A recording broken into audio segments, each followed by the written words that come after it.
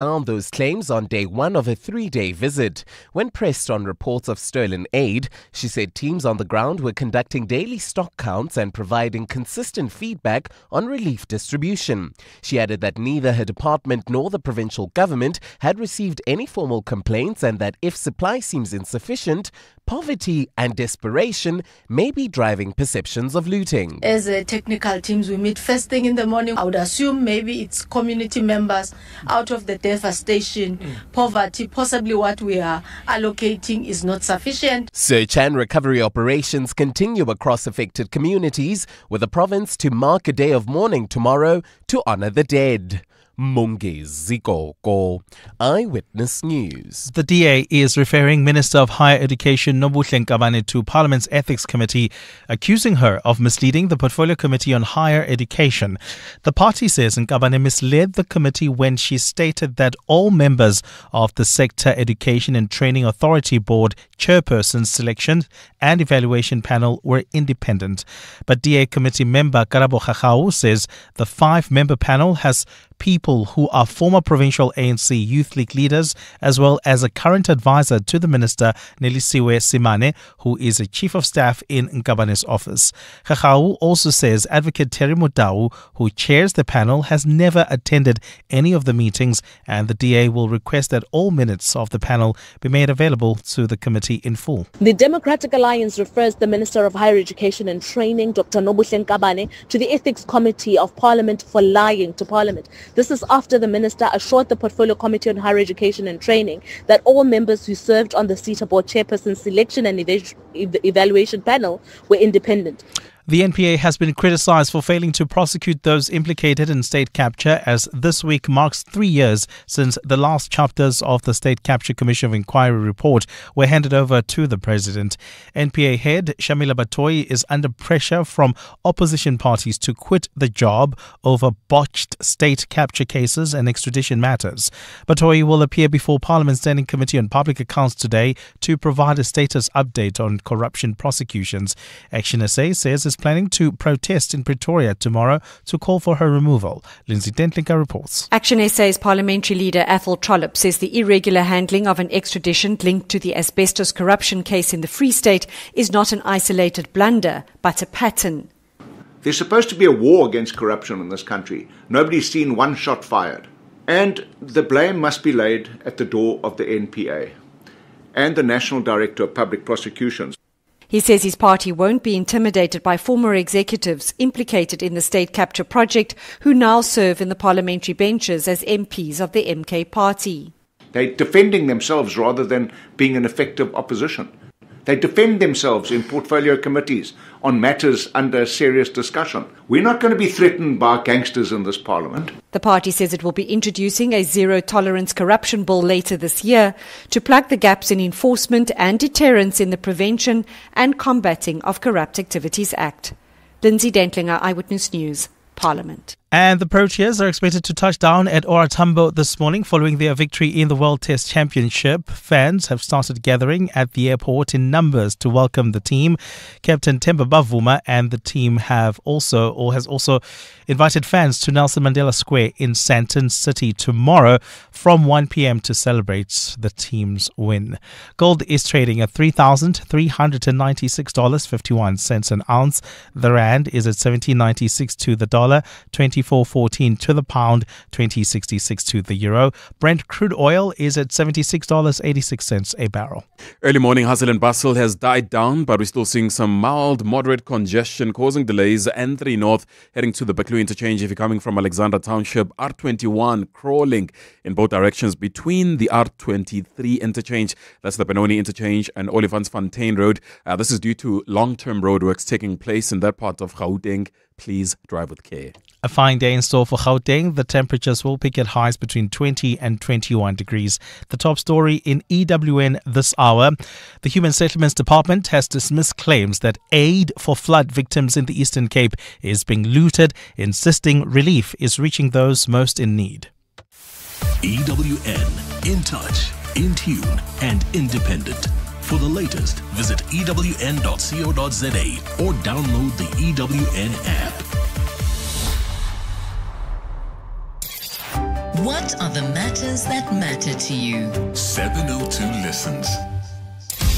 702.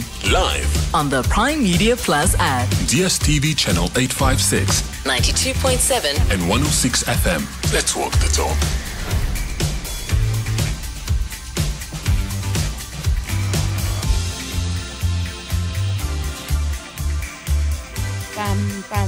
Good morning. Welcome to the Clement Manyathela Show. Tshidi Madia standing in for Clement. I'll be with you until 12 this afternoon. Happy Wednesday. Happy Proteas ICC Test Champions Day. Champions are coming back home day, isn't it?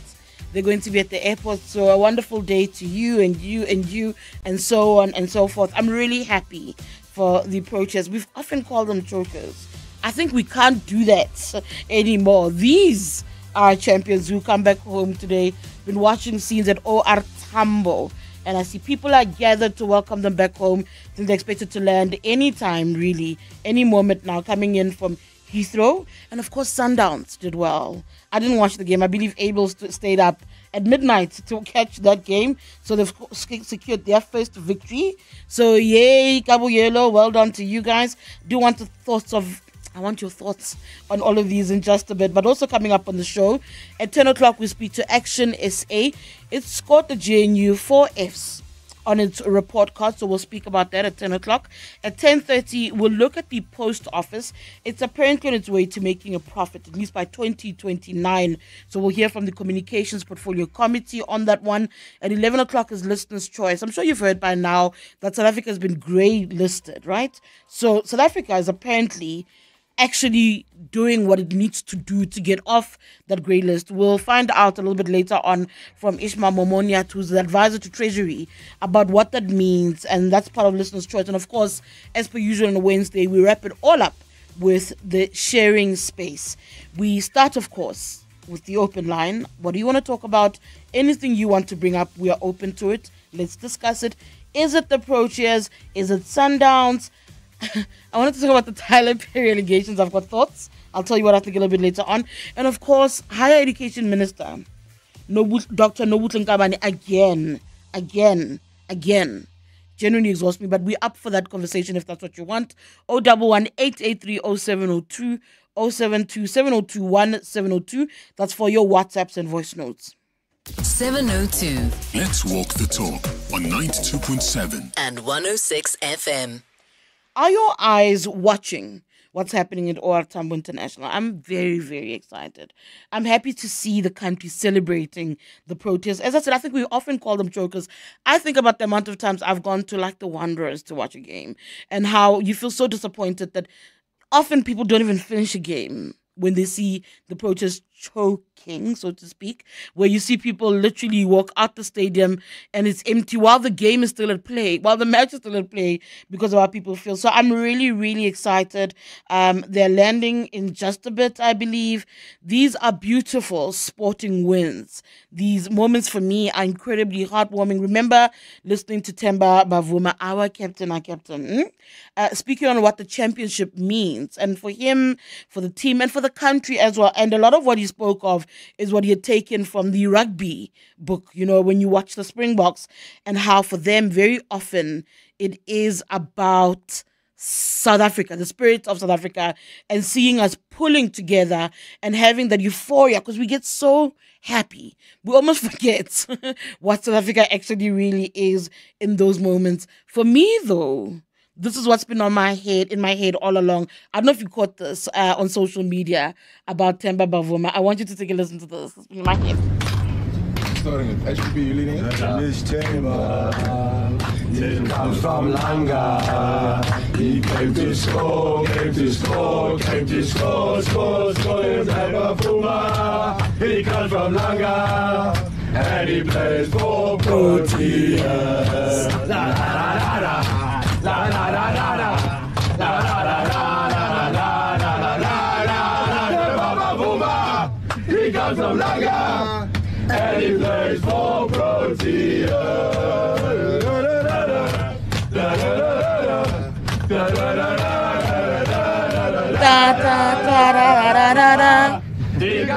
Comes from Langa. And he plays for Proteas. Isn't that beautiful? I absolutely love it for him. I love it for us. I love these moments. And I see even the Proteas women's team has scored a victory. They clinched the ODI series against West Indies. I love these feel-good sports moments. If you couldn't make it to the airport today to see the Proteas, I do know you've got a chance to see them tomorrow at Nelson Mandela Square between 1 and 3 o'clock. How do these moments make you feel? You know, when you're seeing that, and the turnaround as far as our sporting industry is concerned, and the feel-good injection I think that they give the country. Listen to Minister Gayton McKenzie himself speaking to EWN's Alpha Ramushwana a few days ago about what these moments mean and how our teams make us feel and how they've been performing. We'll rate ourselves very high. I'll rate myself 12 out of 10. Ne? But the people are happy. Haven't you seen we are winning in sports? Have you not seen? The Springboks are winning. The cricket team is winning. We have the strongest men. We're even winning in sheep shearing. Here was Vernon Allison. We are a winning nation. I remember there was a time when they said we are a bunch of losers. Now we are a bunch of winners. You know, every day, and when you open your Facebook, we are winning. Because you have a Vavavu minister that helps inspire. Even Bafana's winning. You know, under 20, every day you know somebody's going to win. Yesterday there was a win. We had 2 South Africans winning the Comrades. Tete and Gerda Steyn. So we are a winning nation. You must be a witch not to see how we are winning or to acknowledge. You must be a witch because South Africa has never won like they're winning under this government of national unity. A Vavavu minister. Can I tell you what he's saying there? Ne? You must be a witch. Kasi peribari. Osaring shate wa lawyer, and I can't disagree with that as far as performance is concerned. Osaring shate wa kibuloi. But I love how Gayton McKenzie, like I give myself a 12 out of 10. Of course, Gayton McKenzie doesn't play himself down. Where's Pelela? That I know about that minister. Here's some of your voice notes. 011-883-0702 if you want to call in. 072-702-1702 for voice notes and WhatsApps. Here's some of your voice notes. Morning, TD. Mapari here. Report. Morning, Proteas. Hey, finally. Our sky is the limit. We're representing. The Minister of Education, nothing is going to happen. Baby cakes, nothing is going to happen to her. Nothing at all. That's why they gave the GNU 4 Fs. Should be 5. It will be like 10 Fs. Good morning, Tshidi. Yeah, I just want to congratulate my team Sundowns for their first ever win at the Club World Cup in USA. I wish they continue to keep shining and raise our flag there very, very, very high. Talking from Amo from Dobsonville. Thank you. Thank you. That's very sweet. I also think it's lovely. I'm not going to stay up until midnight, like able to watch them. But the first thing I did do when I woke up is to look at how they performed. I am interested. I'm excited for them. There's lots of controversies about this club championship, right? Lots of controversies. I'm picking up on that. But for us, we must just be proud of Masanda Wana. Gabu, yellow. 702. Let's walk the talk on 92.7 and 106 FM. I'm personally tired of also speaking about Minister Nobuhle Nkabane. The Higher Education Minister is exhausting me, if I'm being brutally honest, because she goes from one scandal to the next. And with really basic things, right, where you're expected to be just honest about what's happened. It's shrouded in so much. It's gum 1 minute. It is the inability to be actually held accountable the other. And then finally, we have what's happened this week. So the High Portfolio Committee has finally received the names. Remember, they've been wanting names from the minister of the panel that will oversee the selection of sector education and training authorities. These are the SETA Board Chairpersons. So she had been refusing for a really long time to give names. She clashed with the minister, with the MPs, which is why I'm saying we've seen these tough portfolio committee engagements, and she's been accused of being dismissive. I've been saying she fails to account to us, the Republic. It's not about the parliamentarians. It's not about those parties that are there. It's about speaking to South Africa's parliament and by extension to South Africans. So she had failed to do that. But she's now submitted a name. You've got the chairperson of the committee, saying that they welcome the submission of the names. Those names, though, it's got 5 panels, 5 names on the panel. You've got Advocate Tshidi Madia, which is an interesting one. He's appointed chairperson, but he did not attend any of the meetings, they say. You also have Asisi Solani, Nelisiwe Semane, Mabuza Nkabane, and Rulani Ngwenya. All these names have issues. Some of them come from her department, and now you need to remember that there were representatives from her department who knew nothing about the independent panel. Yet here you're hearing and you're seeing, based on what she submitted, people that come from her department. So as a result of the submission, the DA has said, unacceptable, that something is off here, that she's misleading Parliament. So they've now taken her to the Ethics Committee. They believe the minister's lying to Parliament. I want you to listen to a conversation I had with the DA's spokesperson, but also an MP and a member of the Portfolio Committee on Higher Education, Karabo Khakhau, about what they take issue with this independent panel from the minister. I cannot believe, once again, we're talking about this minister, and not in a good light. We also speak now to Karabo Khakhau, who's a DA MP and a member of the Portfolio Committee on Higher Education and Training. The DA is taking the Higher Education Minister to the Ethics Committee for lying to Parliament. Karabo joins us now. As I said, Karabo, you've decided that the minister has to be held accountable, and the pathway towards it is through the Ethics Committee. Talk us through that, and is it about the advisory panel that we now have caught sight of? Good morning, Tshidi. Thank you so much for having me, and good morning to your 702 listeners. Tshidi, you're correct. It has everything to do with the SETA advisory panel, the selection and evaluation panel that the minister communicated to Parliament that they are the people that advised her on the appointment. You would know that we had 573 applications for the board SETA chairpersons, and out of those 573, the 20 that were appointed were clearly aligned to the ANC, predominantly from KZN, but also aligned to the chairperson, the national chairperson of the ANC, Mantashe. But it is upon our reflections on those names that we obviously asked that the minister withdrew those names.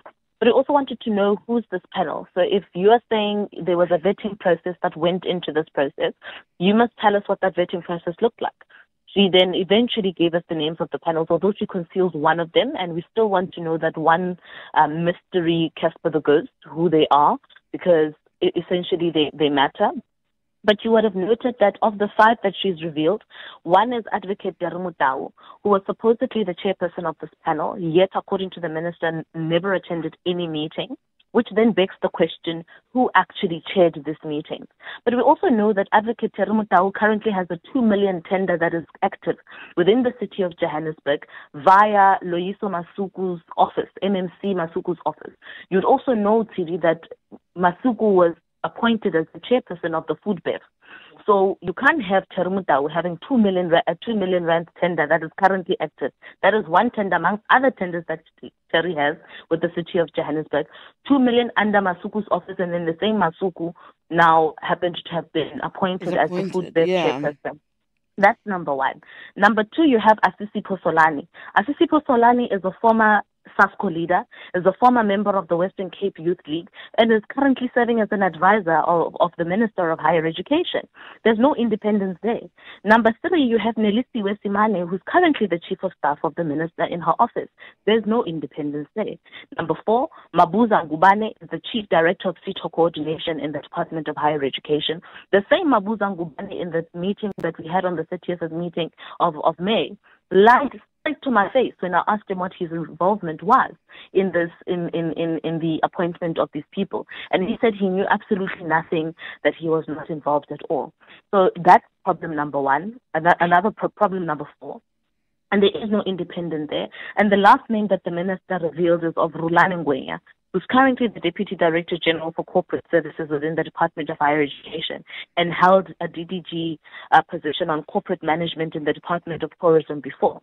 So essentially our cry here, and the reason why we are taking the minister to the ethics committee, is simply on the basis that you cannot lie to Parliament and say that the process was independent, was fair, and that the people who served on the panel have no absolute political connection to your office or the ANC, and then we get this compilation, particularly because it is very easy for us to see that these people were earmarked specifically for the outcome that we saw of the 20 appointed people out of the 573. But we're not stopping just by taking the minister to the ethics committee. We also want a full disclosure of the minutes that these people of these people's meetings that they had in their consideration of these applications. Moreover, we also want to have a full disclosure of the report that was sent to the NSA, the National Skills Authority, on the final recommendation of these appointees. All of those things must still be able to come to Parliament, and all of these things should be ventilated in the next hour in the committee when it starts. I know that Advocate Mutau, at least on my end, I've spoken to Advocate Tshidi Madia, who's not ready to speak to us yet. He wants to go deal with the committee itself. But he pretty much said to me, he had communicated that he could not get involved in this particular independent panel. Does that maybe explain to you why it took so long to try and get information about it? Is that there's so many gaps still? I mean, one of the names there, who's somebody who seemed to be credible, who you are now saying is actually also involved with business, linked to people who are appointed to the boards. What does that communicate? Are you saying that when the minister asked Tshidi Madia to go form part of the panel, Terry said he couldn't do so? That's my understanding. I think Tshidi Madia will approach, the advocate said to me, he will approach the committee. He had written a letter to say that he could not participate. Then that makes things worse. Then we want him face-to-face, like we said, that including everybody else. Face-to-face, they must come tell us. Because if indeed Tshidi Madia had communicated to the minister that he didn't want to form part of the process and did not, eventually ended up not forming part of the process, then Governor lied again. Yeah. What does it say about her? What does it say about her? It means she does not deserve to be sitting in the office that she's sitting in. You cannot have a decision as important as this one that is responsible for how over 19 billion rands of the state's coffers is going to be governed. 19 billion rands that is responsible for the skills and development of young people who depend on those skills and upliftment for job opportunities so that they can eventually have an opportunity to put food on the table for themselves and their families. And you Mickey Mouse yourself through it altogether. Not only a spit in the face of young people of this country, it is a spit on the walls of Parliament, and it is a 100% a spit on the graves of our forebears who fought for us to be able to represent our people. Instead of representing our people well, she's taking us all for a ride. She's not taking her role of office properly. She's certainly not fit for purpose. All right, thank you. And this is why we've referred her to the ethics committee, because we can't. And we said as the Democratic Alliance, we want, do not lie to us. Your way you govern must be accountable and it must be transparent. And if not, the poppers shall dance. And today we're saying as the Democratic Alliance, the poppers are dancing. The poppers are dancing. Karabo Khakhau, thank you so much for your time. Thank you so much for having me, Tshidi. Bye-bye. All right. So I had also reached out to MMC Loyiso Masuku, because if you listen to Karabo Khakhau, the claims around Advocate Tshidi Madia, she connects to the city of Joburg. If you think about it, that original list with the different SETA boards, Loyiso Masuku was appointed to one of those. The MMC says legal is under finance in the city. I would not even know who is appointed for what in my department, as legal services for the city are under the MMC of Finance, because the DA is pretty much claiming conflict for Tshidi Madia, who has contracts with the city of Joburg and who's chair of this particular panel that would have overseen the appointments of boards, and that's how the MMC's name comes into play. So I thank her for that clarity. I'm interested in getting more around Advocate Tshidi Madia. As I said, I spoke to him earlier. He's hopefully going to come on once he's dealt with the committee. He did say he wants to deal with that issue. But he spoke to me about having written a letter to the minister, which pretty much suggested that he was unavailable to participate. So why would you then say that this person is still chair? Why would you then still expect him to participate? How are you then constituting these particular meetings and having this panel do its work when the chair is not there? And the chair is written to you supposedly saying, I can't do this. What is the excuse that you use? Because then it sounds like you're dragging us into yet another lie, doesn't it? I'm waiting to see how the Advocate Terry Mutau bit unfolds, because either way, the conflict with the city of Joburg arises. Whether or not he's saying she's telling the truth or not becomes another factor. As the DA says, the pope is dancing. Hear your voice notes on this matter. I'd see the rot that's inside ANC. It's like everybody's allowed to do anything that they want because everybody has a closet in their skeleton. So everybody gets to get away with anything. That minister, nothing is going to happen to her. I saw her the other day, last week, with the president in the same room. I don't know what they were doing. They were sitting right close to each other, as if like nothing happened the previous week at the parliament. Like as if like it's all rosy and daisy. So nothing is going to happen. As long as nothing happened to the president, so then therefore all of the other ministers are going to take advantage of that situation because they've got dibs on him. So he's got dibs on everyone. Everyone's got dibs on everyone. So it's just a whole big mess. Thank you so much for that. I mean, I don't expect the president to be like, hey, stay away, get away from me. I don't expect that. I do expect him to be cordial. But you must remember, a lot of the statements and the U-turns that the minister's done and said, hey, it's stakeholders, it's not stakeholders. It was her boss. It was the president. The president was unhappy. That's why he's also come out saying he wants a report on ABCDE. I wonder what he says now, because the conversation of a reshuffle definitely enters the chat. In fact, it should have a long time ago. I also hate the idea of everybody in the ANC being painted with the same light. I don't believe that everybody there is rotten. I don't think that's a fair assumption, but there's a question for me of consequence management, isn't it? That's a factor for me around many issues. We don't see it, and we don't see it being handled with the urgency it requires and being decisive. And those are parts and parcels of the problems. For me, when I always see those lists and the back and forth, I just see 2027. It's a succession battle that is playing itself out in her department, and she's allowed for it. The people that are appointed, that's part of the succession battle. The proxy, right? The patronage networks have moved on to boards, if you're paying attention, because GNU's made those parameters a little bit more difficult in government. So the playing field are these board appointments. That's what we must be looking at as South Africans. I've got Tabiso in Polokwane. Hi. Hi. Is it really? I would at some point would have understood why Advocate Mutau would have not participated, because there is no any legal basis to have an advisory committee to appoint chairperson of the board. I can assure you that even if they were so-called independent individuals, because they still know. And I was listening to your interview now currently with your member of parliament. Yes. You can realize that there is no one in this particular country that any political opposition or any other organization that is actually different to the one that has to appoint will actually say these ones are independent. I mean, for an example, let me give you just a small example. The president has just announced eminent individuals. What if people say, hey, these ones are ANC linked and all of that and all of that? But you see, the most important issue that we need to be able to debate on this particular matter is that who takes accountability on the appointment of the chairpersons of board. If the parliament says, okay, it's fine, there must be an independent, therefore they need to amend the legislation. That's their rule. That's where they should play and say, legislation needs to be amended so that chairpersons of the board of SETAs are appointed by an advisory panel that advises the minister. Here the minister decided on her own without any legal basis.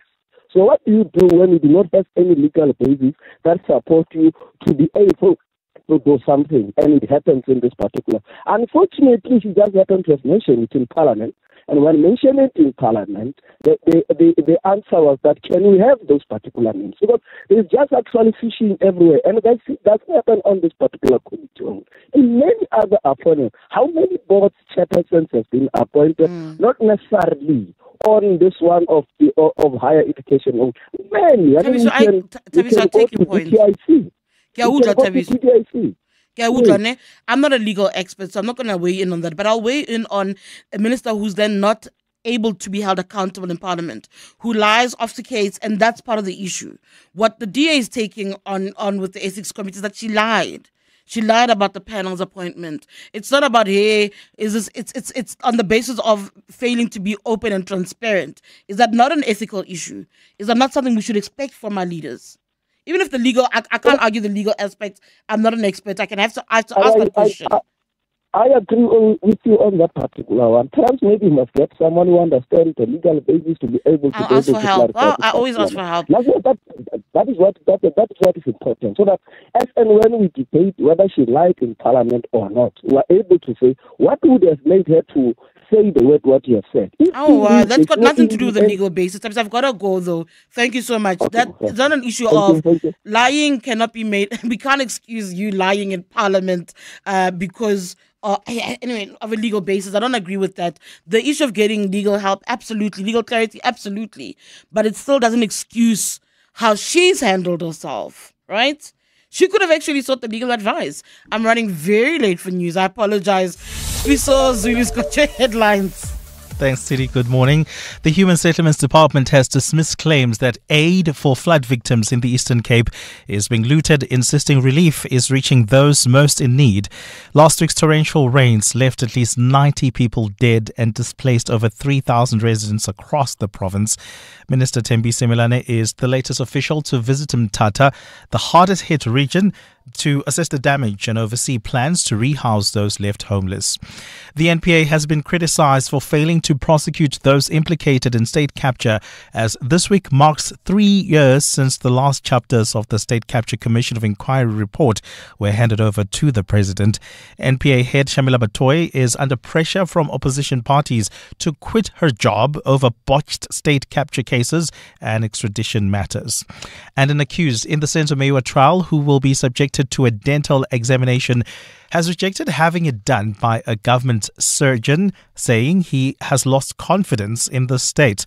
Yesterday, the court granted the defense the application to have Mthobisi Mncube's teeth examined to see if he ever had a gold tooth. This is after the state led evidence showing what looks like a gold tooth in one of his old photos. And those are the headlines. This EWN and more at 10 or as it happens. EWN Traffic. Very good morning. We start in Midrand with a collision on the N1 South. It happened right at the Baklu interchange. Delays start in Centurion at Samrand Avenue on-ramp. So alternative routes will be the R55 or the Old Pretoria Road. You could get off at New Road to save time and fuel. Entering North queuing and experiencing mild pressure from Marlborough Drive to Midrand at the Baklu interchange because of that incident at Baklu. It's then those roadworks in the city of Ekurhuleni, R21 in both directions, causing mild to moderate pressure as you head towards the R25 exit. It's then traffic lights out and causing some delays in the city of Tshwane. This is at the R55 and N14, as well as in Vapadran, Solomon Mahlangu Drive and Dieselboom Avenue, Drankensberg Road, and the R55 in Oliver Bosch, with similar issues persisting in the city of Johannesburg, Alexander Township, Far East Bank at Marlborough Drive, Woodmead, Woodlands Drive and Woodmead Drive, and at Roodepoort. This is Weltevreden Park at Hendrik Potgieter Road and Albert Street. If there's anything else, please SMS on 31702. There's more EWN on air, online, and on the EWN app. The Maibuye Africa concert returns for its third electrifying edition this month, presented by Billy Munama in partnership with the Joburg Theatre. This musical experience takes place on the 28th and 29th of June. The lineup features 6 show-stopping guest artists: Zoe Mudiga, Judith Tsipuma, Malay, Berita, and the iconic Soul Brothers, each bringing their unique voice to this powerful celebration of culture and identity. Tickets are available from webtickets.co.za. Okay, truck 7 at 0 warning lights. Truck 8, it's just been serviced. I guess we're running like a well-oiled machine. Where would I be without MyWay's comprehensive cover for my vans and trucks? Plus, cover for my customers' orders with goods and transit insurance. I guess we'll never know. Visit myway.co.za or dial 0860 64 64 64 and get a quote today. MyWay is a licensed non-life insurer and FSP. T's, C's and standard rates apply. MyWay. Live your way. Volksfest deals are back. Get a free upgrade to the Polo Vivo Life when you buy a new Polo Vivo and pay 0% deposit. Get more features at no extra cost. Buy it now and only pay 3 months later. Offer valid only through Volkswagen Financial Services. Looking for something sportier? The stylish T-Cross is yours from just 399,900 Rand. These Volksfest deals won't last. Visit your nearest dealer today or visit vw.co.za. To walk the talk is to turn words into meaningful actions. And it's what we at 702 are committed to doing every day. We're also committed to following the rules set out by the Broadcasting Complaints Commission's Code of Conduct. To give you balanced programming, fair comment, and accurate news. But if we stumble along the way and you feel we're not living up to the code, let us know on comment@702.co.za. And if after that you're still not happy, you can direct your complaint in writing to the Broadcasting Complaints Commission, PO Box 412365, Craig Hall 2024. For more, visit bccsa.co.za. This week on 702, R&B Africa Focus dives into Africa's rich supply of critical minerals and how they could fuel the continent's next wave of economic growth. Join award-winning journalist Crystal Alderson as she explores how minerals like lithium, cobalt, and rare earth elements are driving global demand and why smart strategies and investments are key to unlocking long-term value. Don't miss R&B Africa Focus on 702 Drive with John Paulman this Thursday. R&B is a proud sponsor of B20 and a leading African corporate and investment bank. Let's walk the talk. 702. 9:38, you're listening to the Clement Manyathela Show. Some of you are saying to me, oh, Tshidi, are you paying attention? Are you paying attention? I am paying attention. I do realize that Floyd Shivambu has made an announcement, that he will make an announcement as our politics goes. He's made an announcement that he's got a media briefing tomorrow. The alert has no MK signage on it at all. So you can make of that what you will. It says members of the media are invited to attend a press conference. Explains where it is. It'll be tomorrow at 12 o'clock. I'm pretty sure I'll have lots to say about this, but I'll park it for tomorrow morning if you let me. I've also been thinking about the P. Diddy case. Am I the only one who's watching that, who's following that? You can't see it, so you follow the journalists who tell you what's happening about hotel freak-offs, hotel nights. It is scary what some of these people get up to, particularly the rich and famous. You also now this morning woke up to allegations being made against Tyler Perry. Is anyone paying attention? Let me know what you think. We are also, of course, discussing various other issues on the open line. We're speaking about the Higher Education Minister, Nobuhle Nkabane.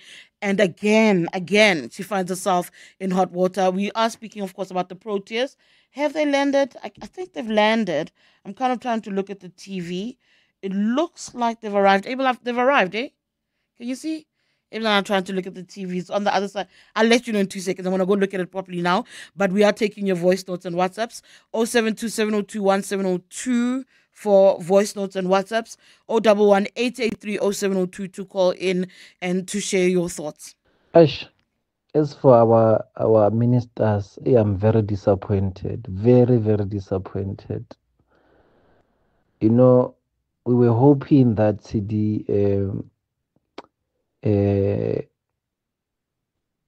I will say young ministers, if given a chance, they will represent us well, fight for us. Look at this lady, education minister, the audacity, the attitude when she responds. She just doesn't care. She's just a silly, unmannered woman. I don't know, where did he grow up? Sitting in front of everyone, national TV or in the media, talking like that as if, no man, they are disappointing, man. Yarr. Hi, Tshidi. Great show. Just a quick one. It's about Thema Bavuma. When you went to, well, actually in high school in St. David's, wasn't included in the first team for cricket, and to go on and captain the Pro Chair side that has won the ICC Chess Championship is quite remarkable. Sometimes it just shows you that sometimes early setbacks just spur you on. The talent was always there, and I can't for the life of me understand why he wasn't included in the first team. But here he is, proving everyone wrong. So congratulations to the Pro Chairs once again. Good morning, Tshidi, my favorite political journalist. I would like to congratulate my team, the Sky's the Limit, Kabu Yellow, for winning last night. This is just the beginning. I know very well that we will win this tournament. Thank you very much. Peter Maila Machaba from Letswata. Kabu Yellow. That's all I'm saying. Thank you for that. To the WhatsApp lines now.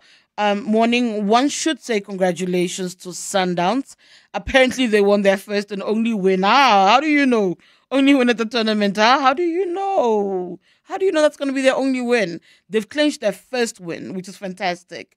Says, however, theirs won't be compared to the Pro Chairs win. Massive achievements, that one. I do not disagree about the Pro Chairs. I was trying to look at the TV earlier, and sometimes my eyes let me down, but I can see now they're not in yet. At least they haven't made their way into that arrivals area where there's that large Owatambo statue yet. Police are waiting. So I'll tell you a little bit about that moment as it happens. More of your WhatsApps. Good morning. Minister Nkabane is extremely arrogant, yet incompetent. It's time for President Ramaphosa to take action against her. That's Jablisile in Midrand. That conversation about a reshuffle is happening, and it's growing. With every scandal, it grows, it grows. Another WhatsApp, I had so much respect for Advocate Tshidi Madia, and I'm disappointed that he involved himself in tendering in any sphere of government. I mean, thank you so much for that. I mean, the conversation around tendering is a different conversation for me, but the reputational damage that he's going to suffer from this episode, if he doesn't clarify, is actually very obvious. Remember, Advocate Tshidi Madia, in the Great Heist Report, it's one of those things that people speak about when they speak about great work, uncovering what had gone wrong at the VBS Bank, the collapse of VBS Mutual Bank. So people do hold him in very high regard. This absolutely taints him if he doesn't clarify it. He did say to me, as I said earlier, he wants to first deal with the committee, then he wants to speak to the media, saying that he will reach out when he's good and ready. I said to him, hopefully, we'll have a conversation tomorrow morning. 011-883-0702 for calls, 072-702-1702 for WhatsApps and voice notes. 702 Afternoons with Nobuhle Nkabane, 1 to 3 p.m. I think the last time I did computer science was like grade 9, which was a long time ago. All I remember is zeros and ones. At least you knew zeros and ones. We had to start from scratch. When you say you were learning computer science, was it just like the basics of typing into Word? We didn't even do it, so we went straight into the hardcore. The assumption is that everyone knows Word by now, right? You are in a computer science class. So which means everyone is learning the hardcore things, which is how to program. Co-authors of Digital Safety for Kids, Zanele Ngwamba, as well as Mpho Mokoena. 702 Afternoons with Nobuhle Nkabane. Let's walk the talk. It's a tough day for Mark. Tight deadlines and challenges everywhere. But Mark can rest easy, because when he bought his Hino 700 2845 truck tractor, he received a complimentary service plan covering up to 210,000 kilometers for short haul and up to 280,000 kilometers for long haul. Nice one, Mark. Visit your dealer today to find out more about this limited time offer. Hino, all the way. T's and C's apply. Change is an unannounced visitor. It can derail you or delight you. It's pushy, inescapable, intriguing. Change is motivating. Change is action. Change has places for you to be. Change is opportunity. We always have our door open to it. For over 3 decades, we've been committed to seeking out the best investment opportunities for you, wherever they may be. 91. Investing for a world of change. 91 is an authorized FSP. Welcome to the Chamberlain Hotline. Press 1 for heaters, 2 for expert DIY advice, 3 for deals hotter than your geyser. Or press 4 for all the above when you visit your nearest Chamberlain for our famous for warming your homes promotion. Get everything you need to make winter warmer from the 19th of June to the 6th of July, plus 10% off chamber value paint mixing and a free hot chocolate while you wait. Chamberlain, famous for hardware since 1903. The time to honor our past and step into a shared future as a team is here. Corporate hospitality and team entries for this year's 702 Walk the Talk are still open.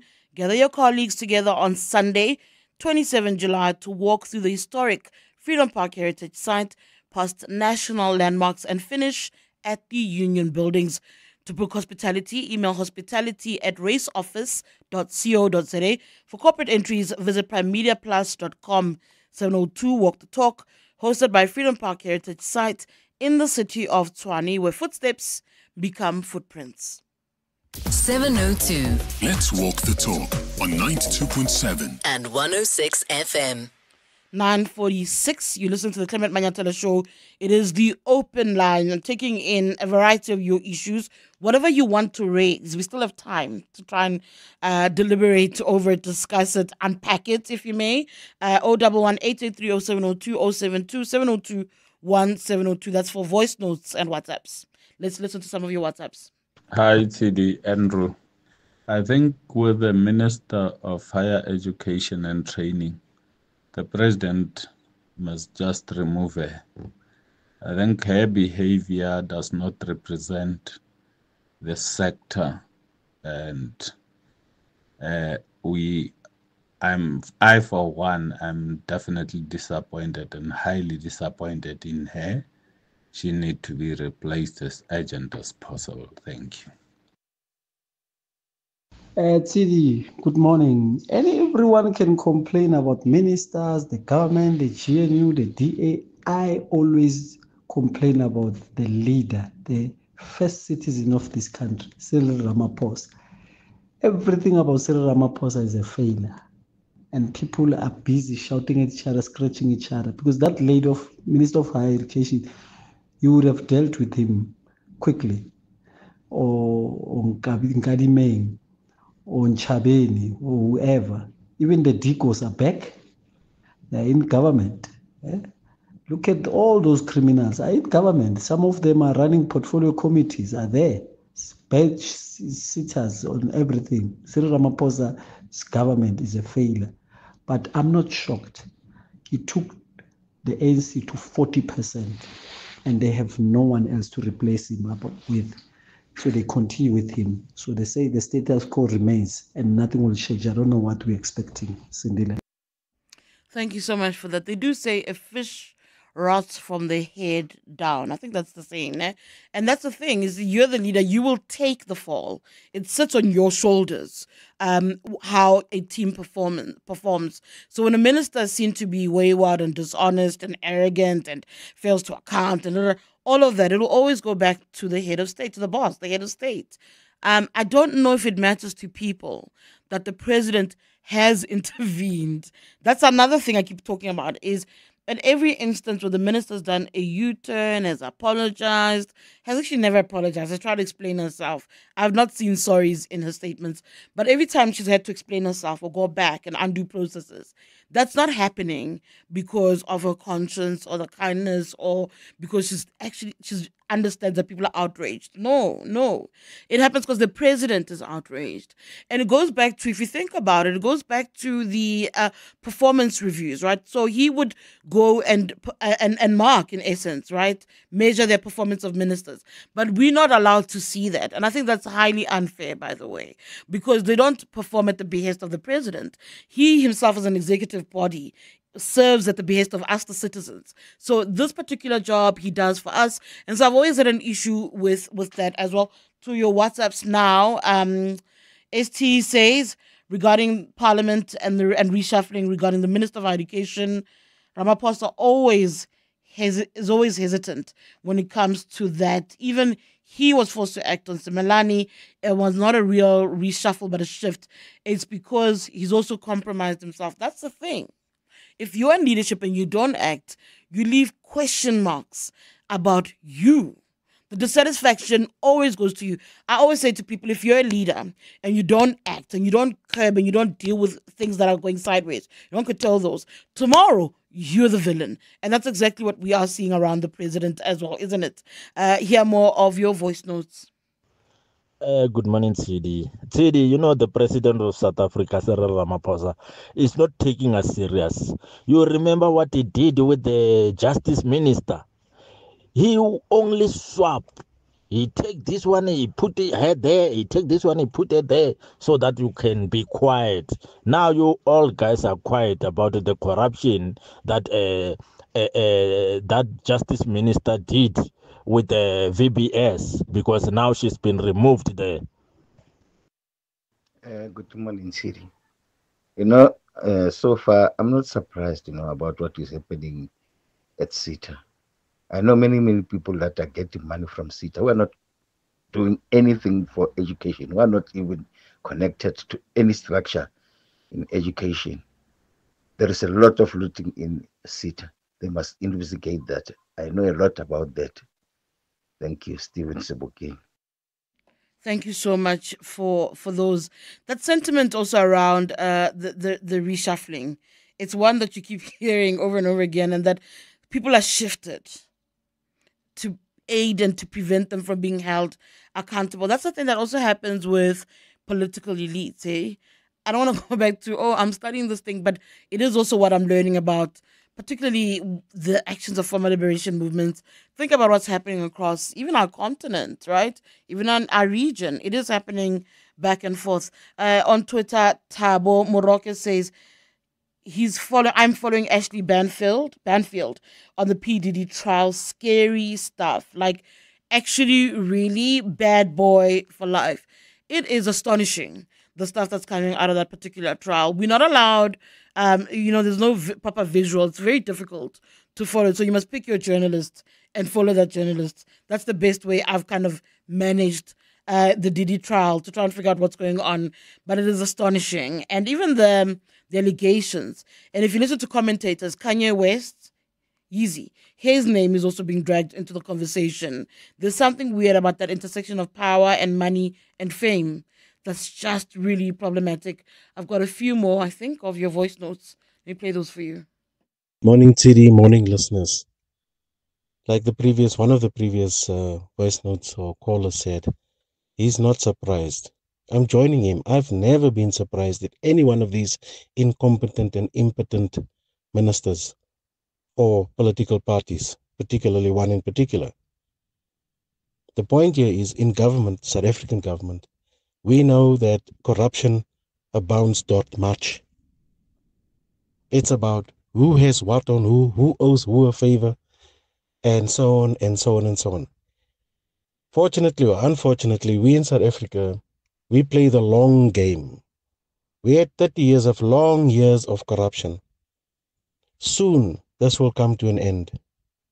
And then hopefully we'll have a proper government. Hopefully. God willing. Stay blessed. Good morning. I agree with your sentiments about leadership and Cyril Ramaphosa. Without proper leadership, nothing can work. If we just look at another example, we have the Proteas who have just won the World Test Cricket Championship. They're returning as heroes to South Africa today. And who's been heralded as a hero there? Themba Bavuma, the captain. Why? Because without leadership, none of this can happen. Thanks, Justin. Morning, aus TD to your crew there, and morning to everyone else who's listening. You know, aus TD, I couldn't agree with you more when you said we should take these sporting moments of victory and cherish them. And I think, aus TD, we should take and use it as a foundation on which we can build the sense of national pride. You know, we can turn a country into a nation by means of a sport. And I'm also glad about what Mamelodi Sundowns did, though I still have qualms about the coach we sent there. We cannot really showcase, that Southern African football blueprint, the kind of football that Sundowns usually play. We couldn't have a coach who can do that, a coach who can showcase the world that we are an African country that can do wonders at that level. Because Coach Cardoso is playing a defensive kind of football, which is not that enterprising. Thank you for that. Yeah, I remember, is it in Cairo? people are very unhappy with the coach's decisions. So I'm not surprised you're not happy about the coach that we've sent to the US. I'm not surprised at all. Thank you so much for that. Just to wrap up with some of your messages. Hi, good morning, 702 team and 702 land. I'd like to thank all our captains of our world-class winning champions teams for hanging our flag and pride very high on the world stage. And congratulations to all our winning captains and teams. That's Stephanus. I could not agree with you more, Stephanus, on that one. I think we should be very proud of our teams. I'm seeing more waving flags. I'm pretty sure the Proteas will be making their entrance at the airport very, very soon. More messages. Tshidi, the president can't do anything when it comes to the members of the ANC because he doesn't own the party. He's also an employee. So he as an employee can't boss other employees. It's different for EFF and MKP because those of owners. Okay. I get you. I almost get what you say. It's almost that argument of internal democracy. I'm not going to comment. I'm going to leave that. Actually, like Kenny, let me leave that. Simon says, hi, I really feel our president. I feel for our president. On one hand, he's expected to be growing our economy, but again, he needs to babysit some of his ministers. That's Simon. Simon, yeah. I don't feel sorry for him on that basis. I must be honest with you. When you put your hand up for leadership, it comes with things like this. It comes with challenges like this. And you say that you are fit for purpose, that you're ready for the cause. So that's what the job demands. It's not just to be called president and we smile and we kiki with you. That's fantastic. But it comes with really hard, difficult decisions that have got to be made. And that's what we want. That's all that we want from our head of state. Thank you so much for your messages and your input. 702 delivers on the matters that matter to you. Hi everybody, my name is Tsepo. I'm from Edenvale. To me, 702 is everything that one can ever dream about. It's home, it's dreams, it's aspiration, but mostly comfort. Thank you for sharing your thoughts, so we can deliver more on what matters to you. 702 listens. Let's walk the talk. Western Australia will take your breath away long before the family hugs begin with South African Airways flying direct to Perth 5 times a week. Your next trip is more than just a visit. It's an experience. Think golden coastlines, unforgettable sunsets, incredible food, and the wild beauty of the outback. And yes, your loved ones will be there too, waiting to show you their new world. Book now at flysaa.com or contact your nearest travel agent. Discover Western Australia, reconnect with the people you miss most, and the magical moments only Perth can bring. Hi, I'm Lewis Hamilton. Victory demands everything, but the journey is never solo. My team carves the way, data and innovation are my compass. This is how today's champions are made. Drive your success and trade like a champion. CFI, a global leading broker now in South Africa. Access over 15,000 instruments, advanced trading tools, 24/7 support, and superior trading services. Visit cfi.trade today. CFI Financial is an authorized financial services provider. CFI, empower yourself. It all starts with advice from FNB Private. Because the perfect overseas trip starts with planning. Save and spend in multiple currencies with your FNB Global account and lock in exchange rates. Enjoy up to 40% off flights with eBucks Travel and order Forex on the FNB app delivered to you at no extra cost. Your adventure awaits. Unlock invaluable with FNB Private. Help changes everything. FNB, a division of First Rand Bank Limited, an authorized FSP and credit provider. TCs earn rules and limits apply. It's 10 o'clock. This is EWN. Good morning, I'm Sfiso Zulu.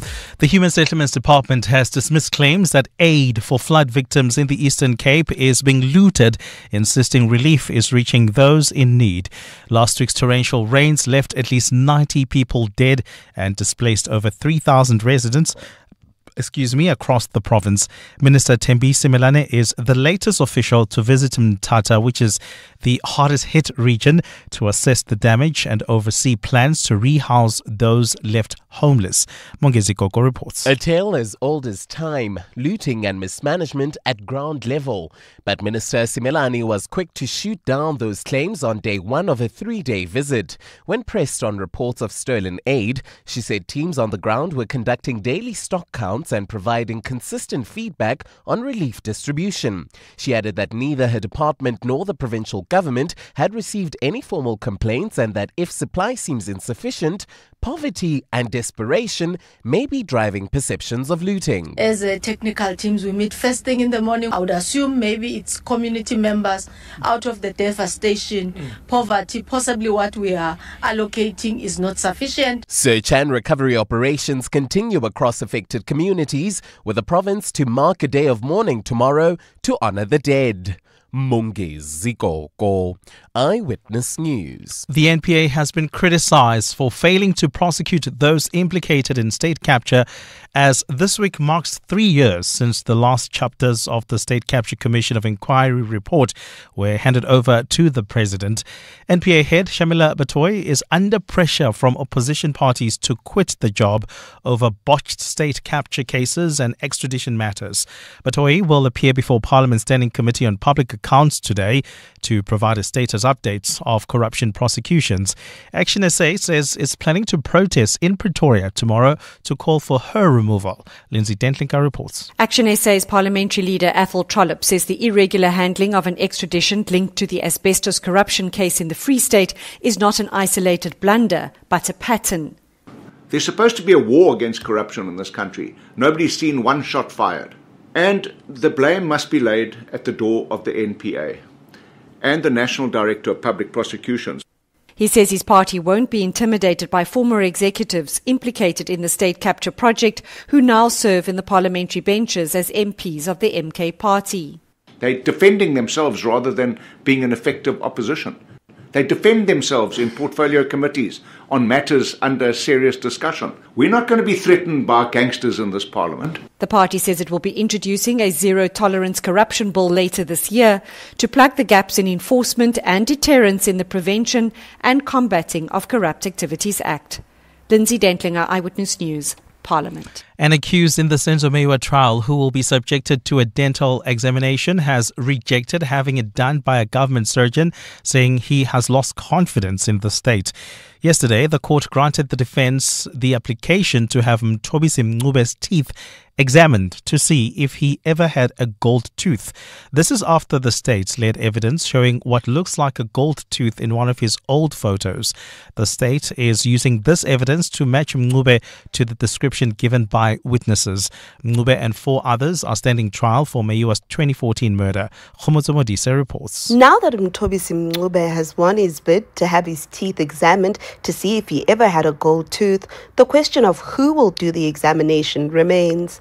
The state has told the court that a surgeon from one of its facilities can do the examination, but Mncube has rejected this. He says, on account of the fact that there are so many things that have happened in this trial, he has totally lost confidence in the state machineries.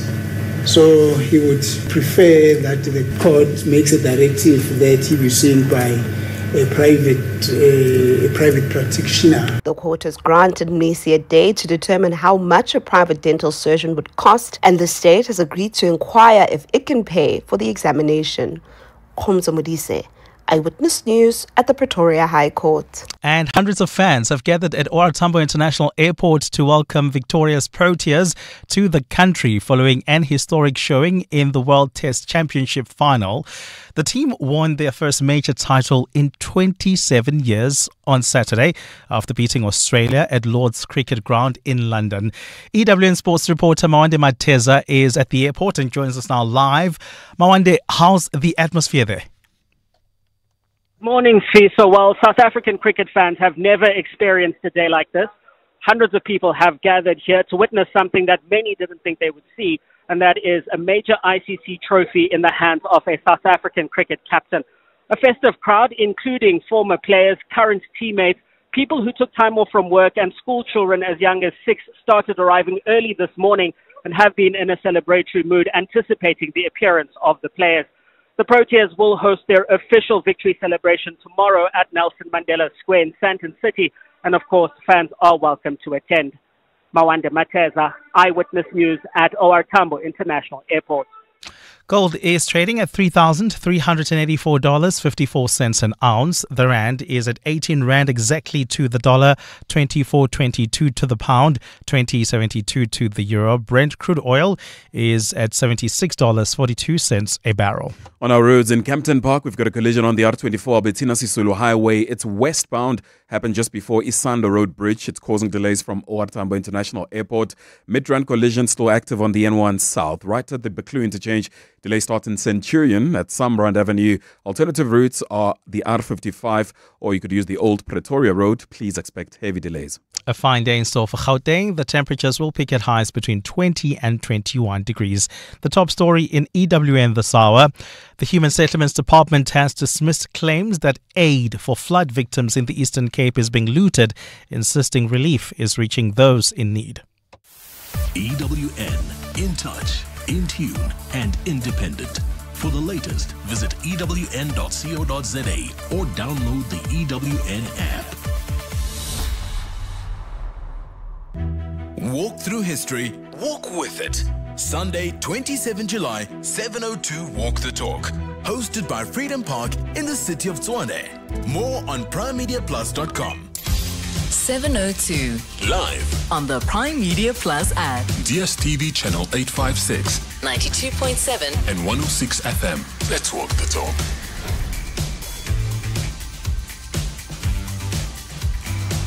Seven minutes past 10. Tshidi Madia in for Clement on the CM show. I'll be with you until 12 o'clock. In just a bit, we're going to speak about the Government of National Unity. It's marked a year. It has not impressed ActionSA. They've given it a scathing review, a dismal performance from their part.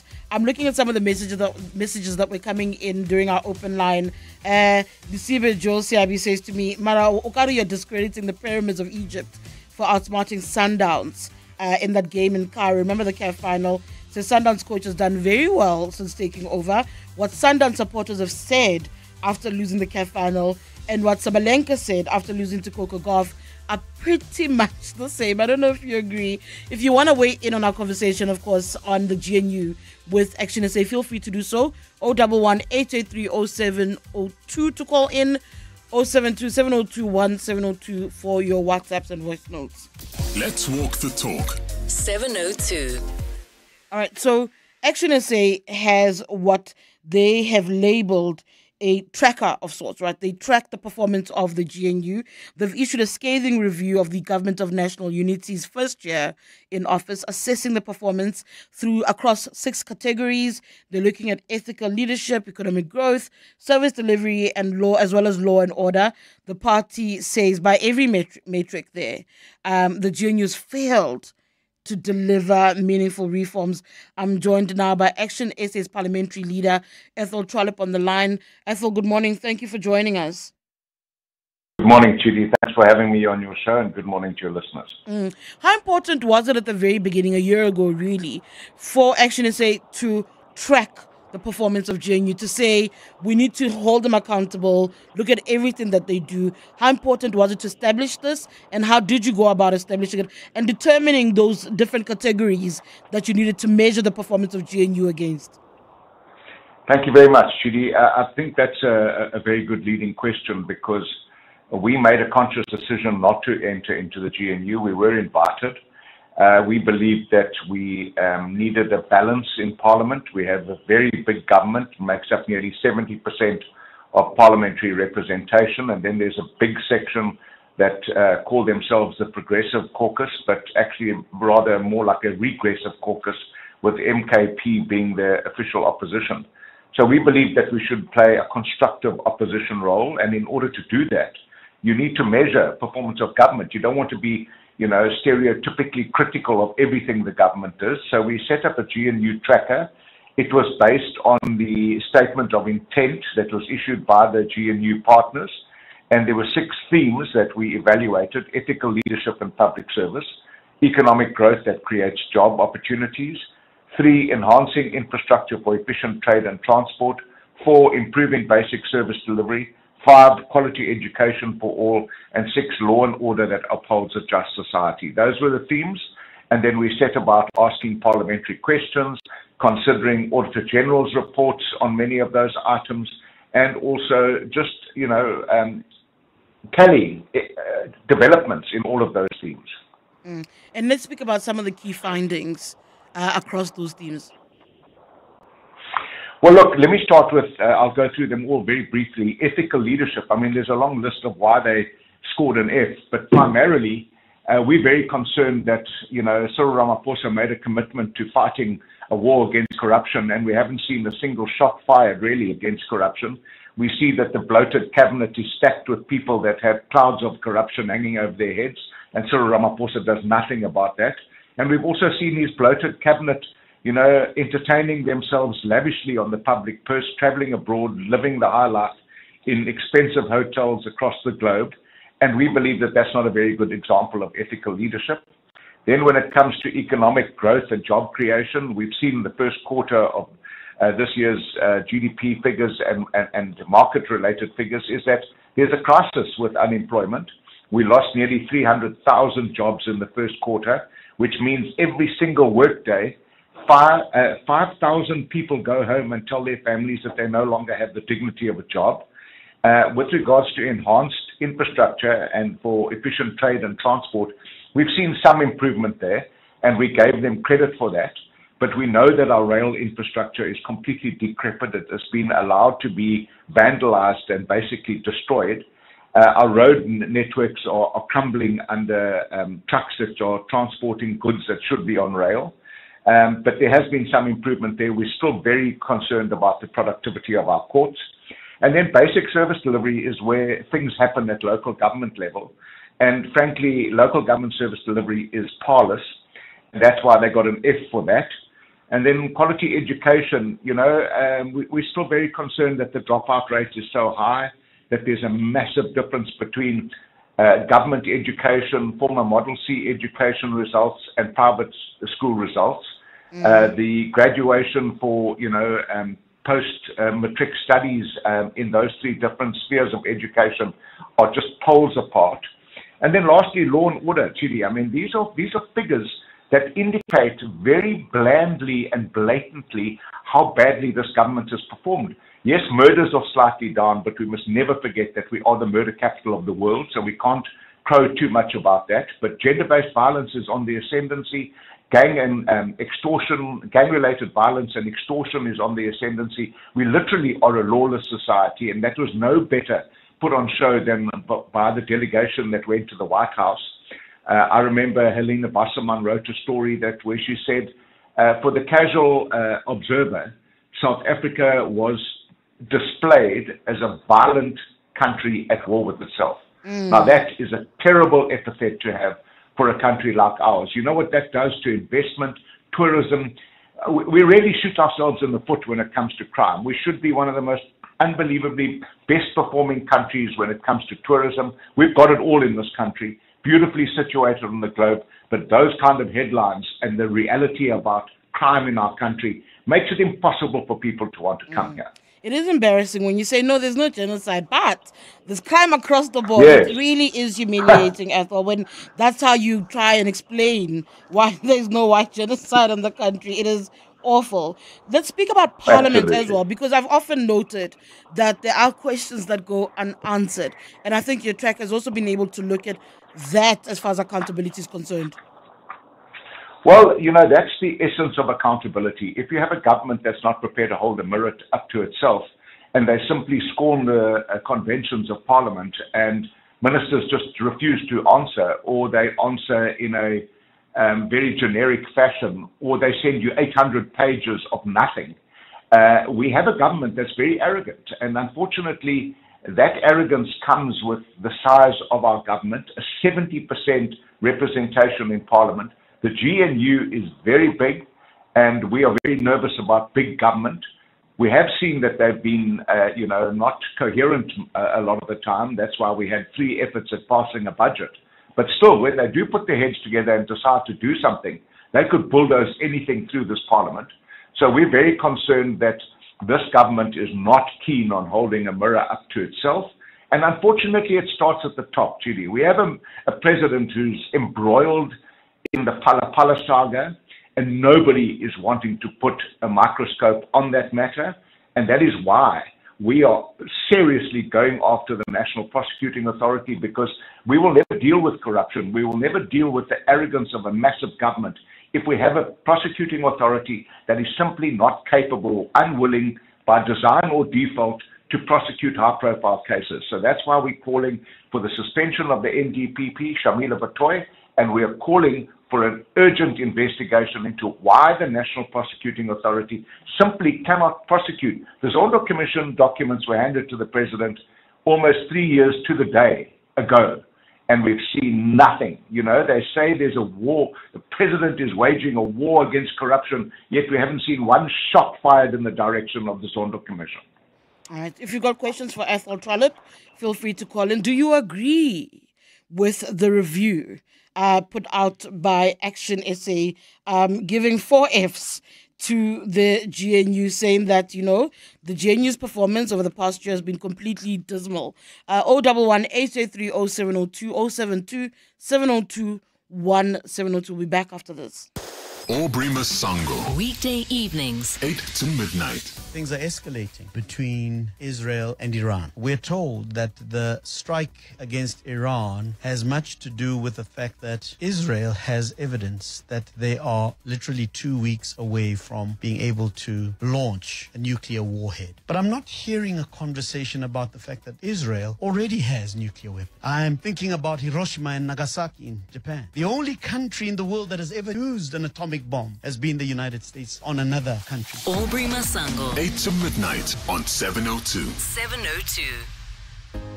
On your phone, your computer, or a tablet, you can now browse the aisles, view our product range, and shop your building and DIY needs anywhere at any time.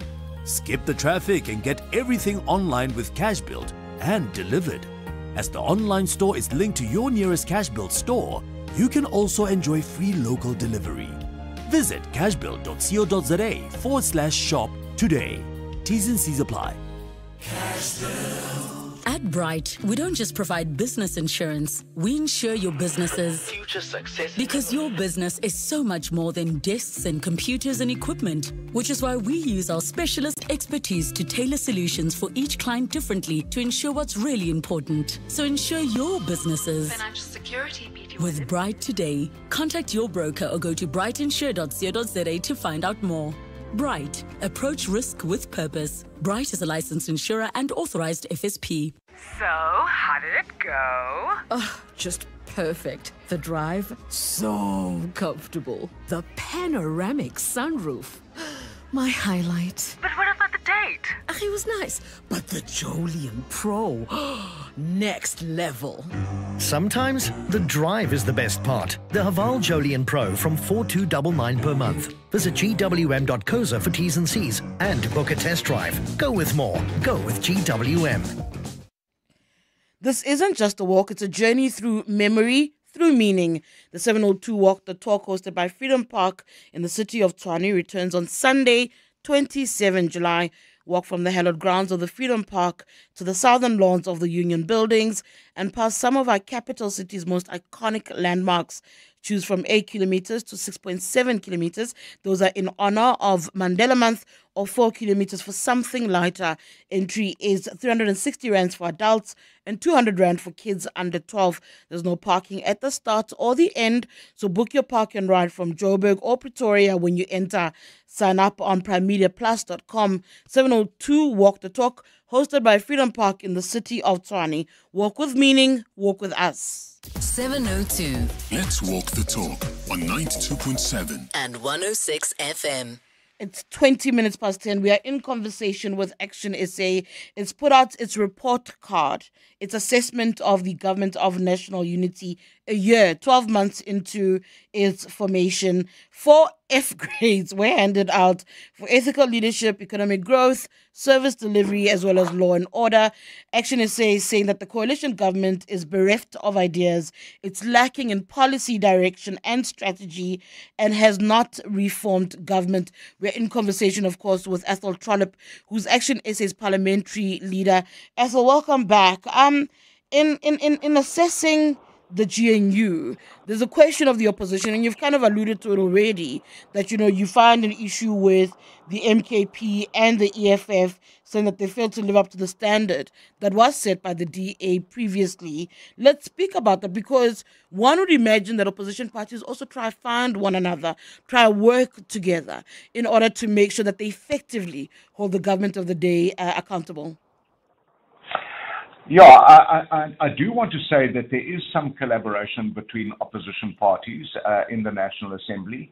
Things have improved dramatically since the 2024 elections. The ANC was brought below 50%, so the arrogant swagger of the ANC has disappeared. And also there are a big number of political parties in the National Assembly now. And I must say there has been some cooperation. The party that confounds everyone is the MKP, though. The official opposition. Far from being an official opposition, what they appear to have become, because they keep deploying more people to Parliament that were part of the former state capture years, and they are here rather to protect themselves than hold the government to account. And that really has emasculated the benches of the opposition, because they are a big chunk of the opposition, around 59 members. I also heard John Steenhuisen, former leader of the opposition, last week saying that he's come to realize that government's much more difficult than opposition. Well, that's quite a profound statement. But, you've still got to be good in opposition. The role of opposition is a fundamentally important role to hold the government to account. And I'm really proud of the fact that we've got 6 MPs and we're coming up with a report like this. It's objective, it's measured on metrics that are indisputable, and it's measured around their own commitments that they made with the statement of intent. So the role of opposition is very, very important in Parliament. We take it seriously. We are prepared to collaborate. We showed that during the budget, where we supported the fiscal framework on condition that VAT was removed. That was removed by the minister. The EFF and the DA might claim that that was due to the court case, but by the time the matter went to court and there was a settlement, it was already moot, because the minister had indicated that he was going to do away with that. So that illustrates that we are a constructive opposition, but we're also a very critical opposition. There are people who are on the line. There are voice notes for you as well. I'm going to go to Joseph and Roslyn. Joseph, good morning. You've got something to say to Ethel? Yeah, Tshidi, good morning. And thank you for taking my call. Whoever believes that the opposite of what ActionSA has actually found is the case, I think it's living in illusion. I mean, what is just one thing that the GNU has achieved?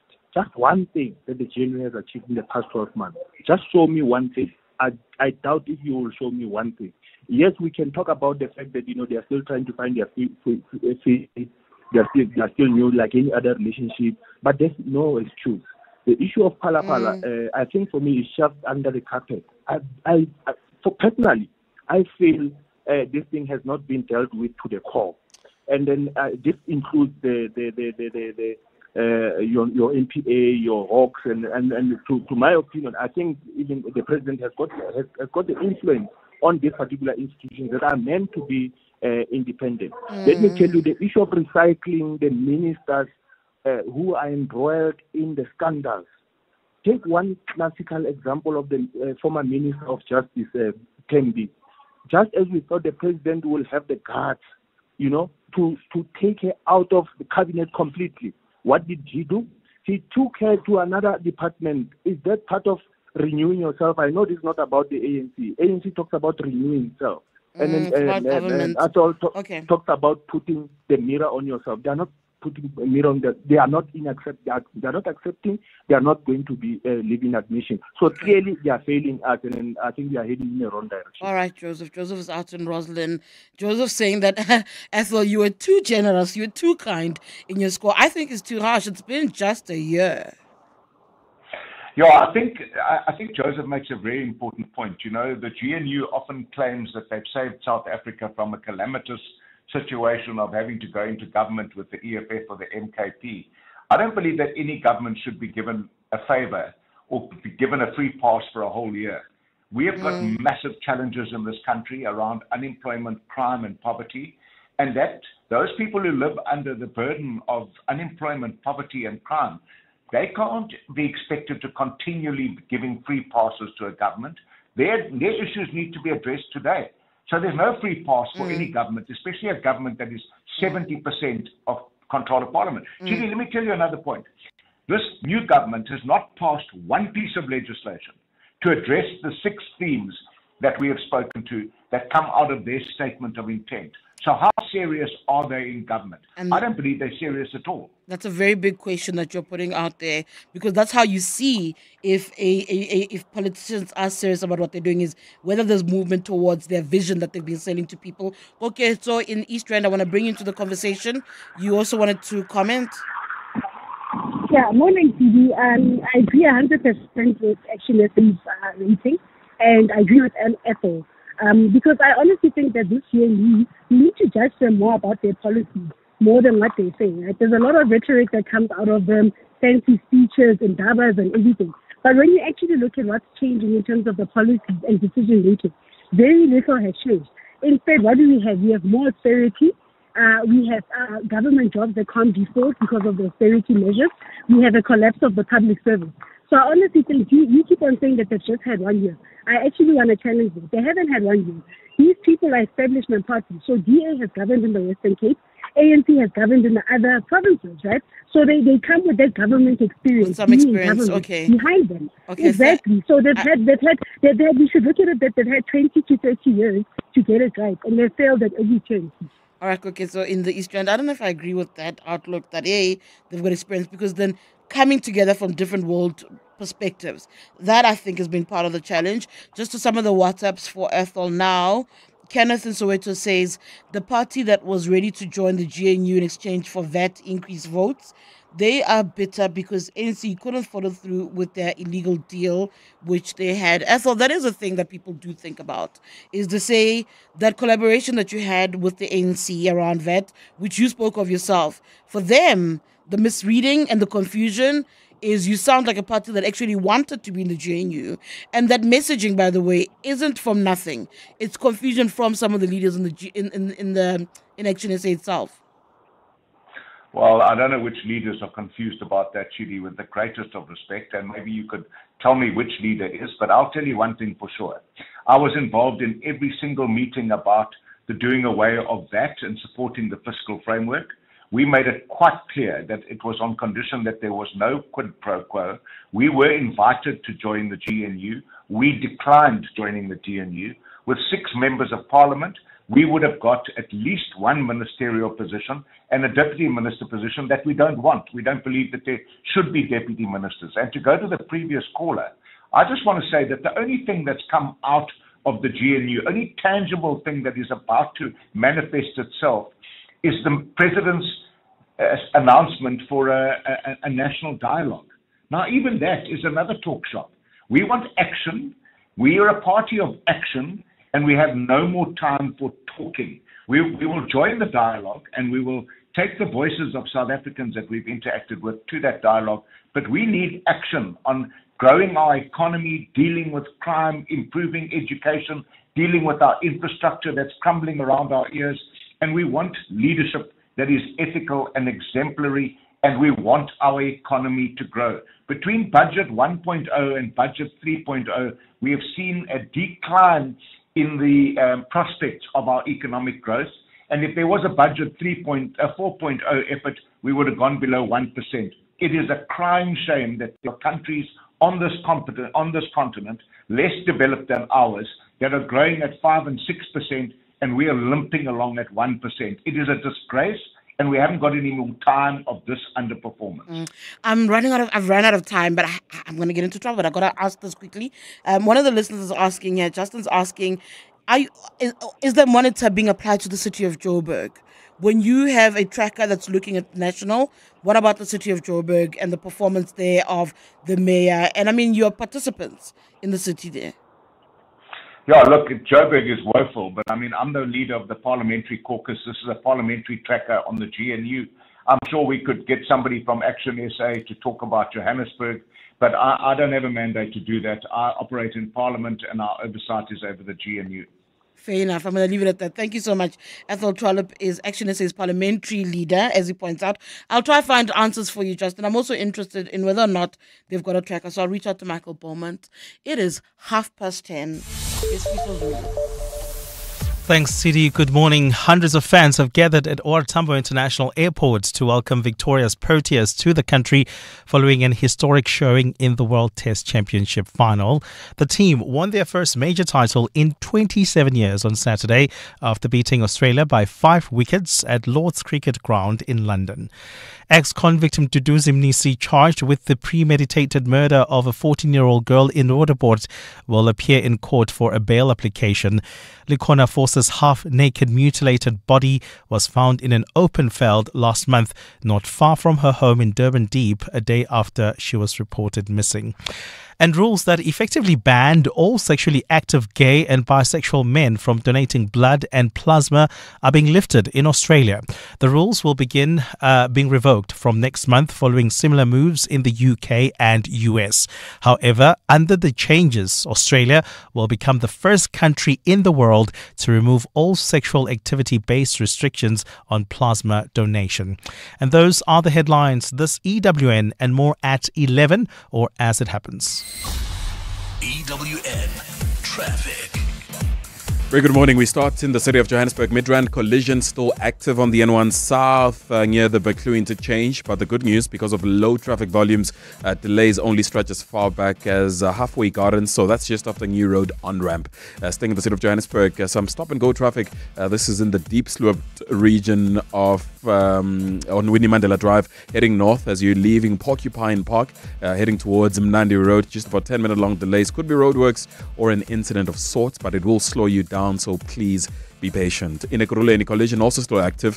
Fortunately, it's just after OR Tambo International Airport. But if you just got off a flight, probably jet-lagged, more jet-lag for you on the R24 westbound because of that collision just before Isando Road, causing delays from OR. In the opposite direction, the R21 also seeing slow-moving traffic from OR Tambo as you head towards Atlas Road, just some mild pressure. And of course, roadworks in Campton Park, R21 north from the Benoni interchange all the way to Tembisa, while in the nation's capital, it's only traffic lights out in Kroonkloof, causing delays. Fountain Circle at Nelson Mandela, as well as Silver Lakes at Strubens Street and Graham Road. Next traffic update will be in 30 minutes or as it happens. There's more EWN on air, online, and on the EWN app. The Midday Report. Weekdays, 12 to 1. Nobuhle, there could have been an error made by the driver going over the bridge. Is that your feeling as a family? I don't know why the driver is going through that bridge, thinking that is going to pass that water. That child, that is the survivor, he told us that they are stuck in middle of the road, and then the driver tried to call the owner. And my kid tried to call me, but I'm on voicemail. Then the water came over and covered the bus and took the bus away to the stream. The Midday Report with Mandy Wiener. 12 to 1 on 702. 702. OUTsurance knows South Africans are feeling the pinch, so you've been looking for ways to save money. You could cut corners with things like that coffee brand you love. Or you could go the easy way, where you could save money on your car insurance. SMS out to 45142. That's out to 45142. Let's hear what real OUTsurance clients have to say. I saved 455 Rand. It was quick and easy. I'm saving 411 Rand a month. OUTsurance helping me save money. That saving is actually saving my paycheck. Leave all the insurances and come to OUTsurance. It was fast, easy, and he gave me the best quote. My savings is 644 Rand. Come join OUTsurance and save some money. Make today the day you switch and save. And SMS out to 45142. That's out to 45142. With Outsurance, you always get something out. A licensed insurer and FSP. T's and C's online. Hey, Paul, what's the rush? I'm off to SARS. I want to check if I'll be auto-assessed. No need. If you're auto-assessed, SARS will send you a notice between 7 and 20 July. So I just wait for the notice? Exactly. If you get the notice, check it. And if you agree, you're done. Disagree, file using e-filing or the SARS Mobi app. If you don't get the notice, file from 21 July. Make tax matters your priority. Go to sars.gov.za and say goodbye to queues. SARS, at your service.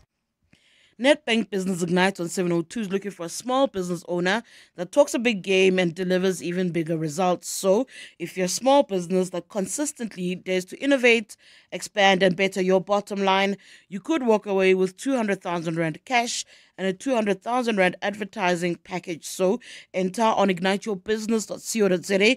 Then every day this week from 6 a.m., catch 702 Breakfast with Bongani Pingwa to find out if you're a finalist in the Nedbank Business Ignite on 702. T's and C's apply. Nedbank, an authorized FSP and registered credit provider. Let's walk the talk. 702. 10:36. We're going to speak about the post office now. Do you still use the post office? Does anybody actually still pay attention to happenings around the post office or understand its relevance? I always hear people talk about courier, but you've got so many areas that are far-flung where courier companies simply do not reach, where we need post office. And I think that's part of the argument that I always hear when people talk about why it's important to get the post office back into shape, to shape it up and to make sure that it's functional again, and that you don't have people saying, no, I haven't received my mail for months on end. So that's why the post office still very much matters. So that's the next conversation that we're going to talk about. We understand that the post office is on course to finally making a profit in 2029. We'll be speaking to the Portfolio Committee on Communications and Digital Technologies. What are your questions about the recovery plans around the post office?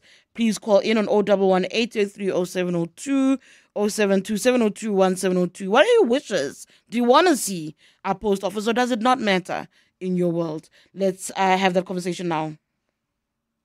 For more about 702, go to primemediaplus.com. All right, we're in conversation now with Sheikh Subrati, who's a member of the Portfolio Committee on Communications and Digital Technologies. He's also whip of the ANC Study Group on Communications and Digital Technologies in Parliament. Thank you so much for joining us. Welcome to Radio 702. Thank you so much for having me on the show. I mean, over the past few years, we've heard a lot of concern about the state and the well-being of the post office. So when we start seeing news that it could become profitable again, it does feel encouraging. Let's speak a little bit about what the Portfolio Committee now understands. I mean, you as a committee have also expressed concerns in the past. Yes, indeed. We, as a Portfolio Committee in the 7th administration, we inherited, we came in at the time when the post office was just placed under business rescue, which was done towards this round about December 2024. And we came in as a Portfolio Committee around about July 2024. So we inherited oversight over the post office that was now under business rescue. It was saved. Business rescue, firstly, you must understand, saved the post office from liquidation, which would have meant that there would have been no post office at all. So that's the one plus, the business rescue. So we came in at a point where we were really, as I say to members, I say to them, it was in an ICU and it continues to remain in an ICU unit of a hospital. In other words, it had significant challenges. It went through a very, very difficult task. Business rescue took it through the process of rationalizing the numbers of staffs. Lots of staff sizes was reduced, the number of branches was reduced, and it was a painful task. I recall there was a day called 31st of October was known as Day Zero. You can imagine as a new portfolio committee with new members coming in, we're hearing of Day Zero that if the post office doesn't get 3.8 billion, it's not going to be able to continue. So those are all the challenges we faced with. And I must say, it's so heartening that almost a year later, we're starting to see the silver lining. We're starting to see light at the end of the tunnel. We're not out of the woods, but it's been a difficult task. The 3.8 billion never came. Treasury never had the money. So post office had to go into austerity measures, realigning themselves, and obviously they've cut down their staff size significantly. They reduced their store sizes. They right-sized it to about 650 plus minus stores. And now they're in a space where, for the first time, and then additionally, and more recently, we've had the Minister of Employment and Labour and Employment through the UI Trust allocating about 400 million rands for 6 months assistance to assist in paying the salaries of post office. So what we're seeing right now is we have a right-sized post office that has done a deep dive into what are the challenges. I mean, one of the questions I asked yesterday in the portfolio committee was, what is your vision of that post office? Because one of the questions that's been arising is that in the rural areas, we have this infrastructure of post offices thing. What's going to happen to them, given the fact that everyone's moving into a digital world? Is there still a need for that? And that is a pressing question. One must also understand that this infrastructure that we have of post offices dispersed all around the country is a national asset. Because if you look at a rural area, the only historically form of connectivity, communication, connection with the outside world formerly was that post office. The question is, how do we refurbish, how do we reposition that infrastructure to become a relevant structure of the post office to serve its people? And I think that's where the vision is, to develop it into a strong ICT hubs with internet cafes over there.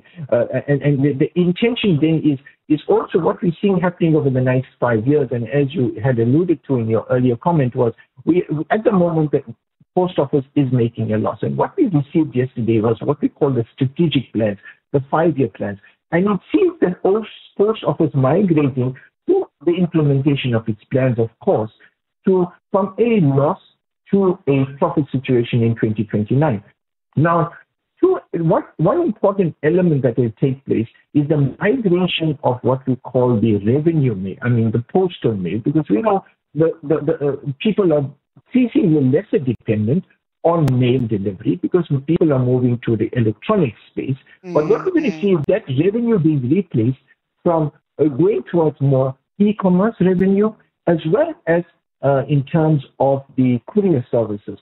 Because what we realized we have in terms of the infrastructure of these post offices in the far-lying areas, we have an infrastructure which caters for the last mile delivery. So we want to make them ports of courier, because this is something other courier companies who are basically competitors of the remodel post office don't have, but we have that infrastructure. So the idea is to migrate to e-commerce revenue, to focus on courier services, and to really reposition it to make it a vibrant ICT hub. And that is our vision. Really, as a portfolio committee, we are passionately seized by ensuring that we don't lose this post office, that we refurbish it and we recapacitate it to ensure that it becomes a port of hope and a significant player in the rural, particularly in the rural economy. Needless to say, in the urban economies, we have connectivity, we have a reasonable structures. But the challenge for us is this, largely in the rural areas, to how can we use the post office to boost rural economies. And I think that was largely around which the conversation went in. And we were quite happy in what we received. Needless to say, another element is important, is we're looking at, the post office is looking at bringing in strategic partners that will not only invest funding, but partners that will add value, like we're speaking of couriers, we're speaking of e-commerce, partners that will come in and add value in both instances, both in terms of capital as well as strategic relationships. All right, I'm going to take a quick break and then I'm going to ask you a little bit more. I do want to know about the kind of faith you have in what follows the business rescue process, how the vision that you speak of for the post office comes to life. But first, let's take a break. Can you hear me, Sheikh? Sheikh Subrati? I'm not sure what's going on. I'm going to take a quick break and then we're going to try to get his line back up. Close your eyes. Taste the mist from the Sunny Pass waterfall. Feel the calm beneath the waves in Scottsboro. See the giants in East London. Breathe in the air of the Knysna Forest. Hear the roar of adventure in White River. 5 premier resorts, 5 senses, 5 all-inclusive escapes. Visit premierhotels.co.za for T's and C's and bookings. Get ready for the 26th edition of the Standard Bank Joy of Jazz. 3 memorable days from the 26th to the 28th September across 4 spectacular stages of the Sandton Convention Centre. Join over 50 incredible world-renowned stars like Esperanza Spalding, The Baylor Project, Andile Yenana, Michelle Dingoncello, Trezor Jose, James Omuro Sangare, Jazz Meya, Horn, Gabby Mutuba, Benjamin Jafta, Nomfundo Kaluva, Mondli Ngobo, Lakesia Benjamin, and Alune Wade, and others on a musical journey deep into the heart and art of jazz. Take me there. Get your tickets at Ticketmaster now. 702. Let's walk the talk on 92.7 and 106 FM. 10:46. We're in conversation with Sheikh Subrati, who's a member of the Portfolio Committee on Communications and Digital Technologies. We're discussing specifically the plans to make the post office, the plans for the post office to become profitable in 2029. Sheikh, there are people who've sent in voice notes who've commented on our conversation and what their vision is for South Africa's post office. 011-883-0702 if you want to put a question to Sheikh Subrati, or 072-702-1702 for voice notes and WhatsApps. Sheikh, please just take a listen to this. Tshidi, how's it, Malcolm here? Tshidi, I don't know what this whole post office thing's all about. Is it another avenue for filling pockets? Because in my world, in 2025, in our kids' world, in the next 5 or 10 or 15 years, everything is digital. I don't remember anybody posting a letter to me other than a doctor's letter or a lawyer's letter or a statement. But not even that is posted anymore. It's all digital. So where in the next 5 years till 2029 do they want to have a post office, and what exactly is that post office going to handle? Is it going to handle post? Is it going to handle digital post, which comes to our emails anyway? And in this whole digitizing world, why are we still messing around with post offices and letters? That is my question. Sheikh Subrati, that's a question many will ask. I mean, as you consider that question about what will the post office be doing, I think for me, there's a question of trying to deal with cyber attacks. Hackers are definitely always one step ahead. So let's speak about that. And I suppose the role, and I think you've touched on it, maybe you missed it, of the vision that you have of what the post office will become. It's not about letters. It must be able to compete with the many courier companies that are all over at least urban areas in the country. Yes, I think the question is a very relevant question, and that's exactly as I alluded to, is what, as a portfolio committee, we have been seized with. We acknowledge that the entire world is migrating at a fast pace to a digital world. And so the question arises, and as the caller had asked, we've got this infrastructure, and let's, for the moment, just imagine all this infrastructure that's sitting largely in the rural areas, because that's where the problem and the challenges lie, because they still remain disconnected from though digitally, but still disconnected from largely the economic hubs. So that brick and mortar that is there, what do we use it for? Now let's very quickly, that's the question we've been asking for, and that's where the strategic plan comes in to migrate from, as you rightly pointed out, we're going to see a reduction in postal mail. In other words, mail will reduce, but there's one rider to that. What will not drop is everybody, if you look at e-commerce and look at Takealot and all these e-commerce, all these courier companies, people will purchase things online, but there is a need for a delivery to take place of that item. That is still there. That item needs to be delivered. And the post office has one unique in that it is licensed to deliver the sub 1 kg parcels.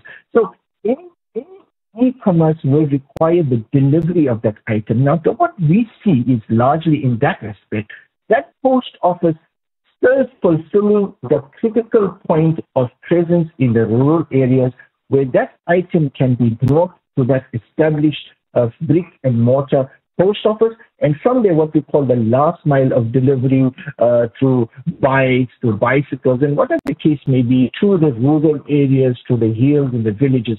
So that concept of mail, of parcel delivery, and that is why we said we envisage the courier business to be, that's where we see the courier business, courier income to increasing, as well as e-governance, everything relating to e-commerce we want to be able to do in our post offices. You know, in addition to what the post offices are doing in terms of licenses, in terms of your move onto e-commerce, that particular post office must become the center of everything. You know, if you need, it must be like an office. When you go there, it must be a vibrant ICT hub. So remember, the caller is quite right, and we are acutely aware of it. That's the challenge we face, and that's what we received yesterday, is that we are going to revitalize these old post offices to become vibrant ICT centers, courier centers, information centers to serve our people. Sheikh Subrati, the question for me is about bringing that vision to life. You know, it's one thing to have a vision, but it's another to also then have business rescue practitioners who must exit. And then you need to have the business run itself, take charge of itself. The confidence the committee has in actually seeing this unfold, as opposed to yet another collapse, yet another bailout for the post office. Okay, so we are quite happy that at the moment, that's another question we've been asking is, when is the rescue practice, business rescue, the DRPs, the business rescue practitioners exiting the system? And I have been we have been informed that it's imminent. And when I say imminent, we mean in a couple of new months. I think there's a process where they're going to apply to the court and show to the court that they have substantially met the BRP conditions. I think it's over 75% of the conditions have been met, and then they will be released by the court. So we're quite happy and we're quite grateful that process is imminent. Now, what has been set up is a task team comprising of members from the finance department, from treasury, from the Department of Communications, as well as one of the banks. I quite can't wait whether it's the Development Bank of South Africa, DBSA.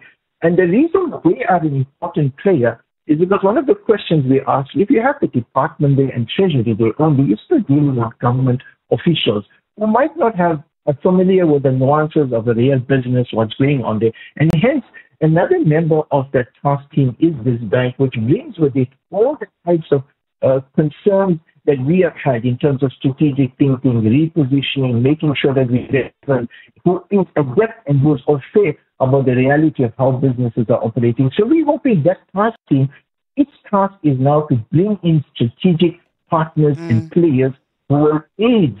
And they will now, I think there's over 50 submissions have been received. And their task is to now screen all those strategic alliances and partnerships to see what is the best fit to hold the hands of the post office to achieve its vision. So we're happy that there is a process in place that's going to take over. And the second element, and maybe, is also, we've also asked the question that the existing team that is there at SAPO, you know, has really, what is their levels of skills?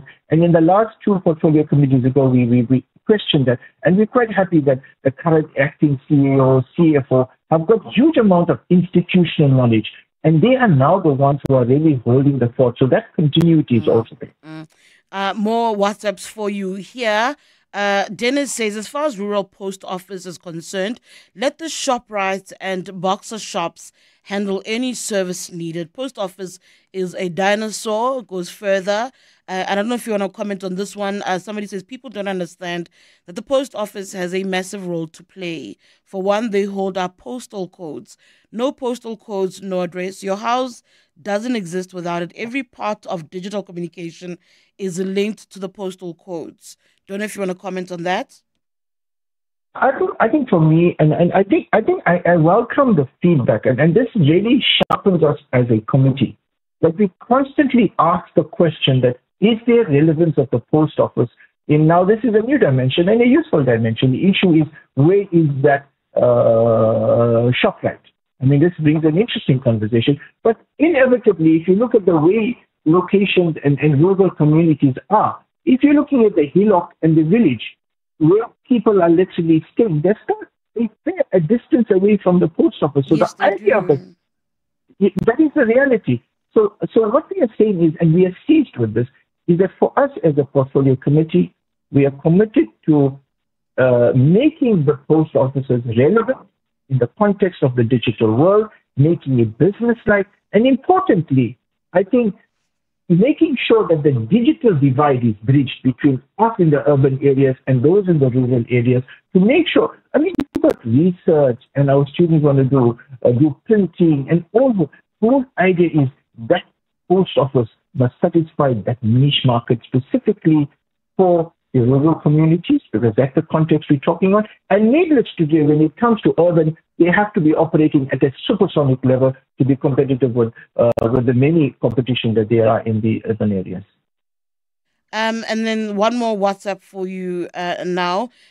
Should the post office model not be reviewed, they can add the type of service that Postnet offers to their offering while maintaining the current service to specifically the rural population. That's Noni. I do think that it's a little bit in line with the vision of her question. I mean, Postnet is our number one competitor. Let's put it that way. So yes, we need to better offer what Postnet is doing for us to remain relevant. So that's the benchmark, and certainly the post office is committed, is fully aware of it, and they want to equal, if not better, the postal services of Postnet, specifically in rural areas, and more importantly, equally important, better it in the urban areas. Please take a listen to this voice note from one of our listeners. Team, I suggest the solution to the post office is rebranding, because the current brand name cannot even sell Mabagu or Magwinya. So why? Because the brand name has lost its credibility, has lost its trust. People trust Postnet and Pep Store than the post office. So the solution is rebranding. Otherwise, it's just a futile exercise. David. All right, David, thank you so much. This is really our last question. The solution is rebranding. Is that the solution? That's an interesting concept. Yeah. It's never come to our mind. But listen. I think in English you say the proof of the pudding is in the eating. I think if we can really get that overall post office to really be what the future purpose vision, if we can make that be that, I think we can still live. But I think the suggestion that you have made is something certainly I would, in the next portfolio committee, raise it as a suggestion. As we reposition and revitalize, one might want to consider that. I mean, I can't say yes, but I can say that it's food for thought, and certainly something that I'll take to the portfolio committee. We try to. Thank you so much. I wonder what people would say. I'm going to leave it on that note. Thank you so much. That's Sheikh Subrati, who's a member of the Portfolio Committee on Communications and Digital Technologies, also an ANC MP who's part of the ANC study group on communications and digital technologies. I wonder how people will actually respond to the idea of a name change for the post office. I want to leave this conversation on this note. We still need the post office to send gifts and letters the way we used to. This listener says they miss going into the post office to buy stamps to send letters. It made me think of Christmas when I was a kid. Very little human being. And you know that every season the post office, the mailman, will arrive with a stack of Christmas cards. That was lovely, but it's just nostalgia. Thank you for that. Dear Journal, trying to be an adult day 3731. I'm really struggling to explain my parents to my therapist. Might send him to live with them so he can see for himself. What if he ends up in therapy too? Wait, what if they love him more than me? Finally learning about mental health. Get covered at pineapple.co.za. It's convenient and like 19 Rand a day, so it's 100% the insurance for you. Underwritten by Old Mutual Alternative Risk Transfer Insurer Limited, licensed non-life insurer and authorized FSP. Premiums are risk profile dependent. Need the right tools to run your small business? With Nedbank, you get the latest Visa, MasterCard, and Amex accepting card payments device delivered to you within 48 hours. Enjoy getting your payments straight into your Nedbank account on the same day. Plus, you could get 100% back on the purchase price of the device. Apply on the Nedbank Money app today. Join the bank that's best for your small business. Nedbank, licensed financial services and registered credit provider. T's and C's apply. This is EWN. Good morning, I'm Sfiso Zulu. The Victoria's Proteas have arrived at OR Tambo International Airport following an historic showing in the World Test Championship final.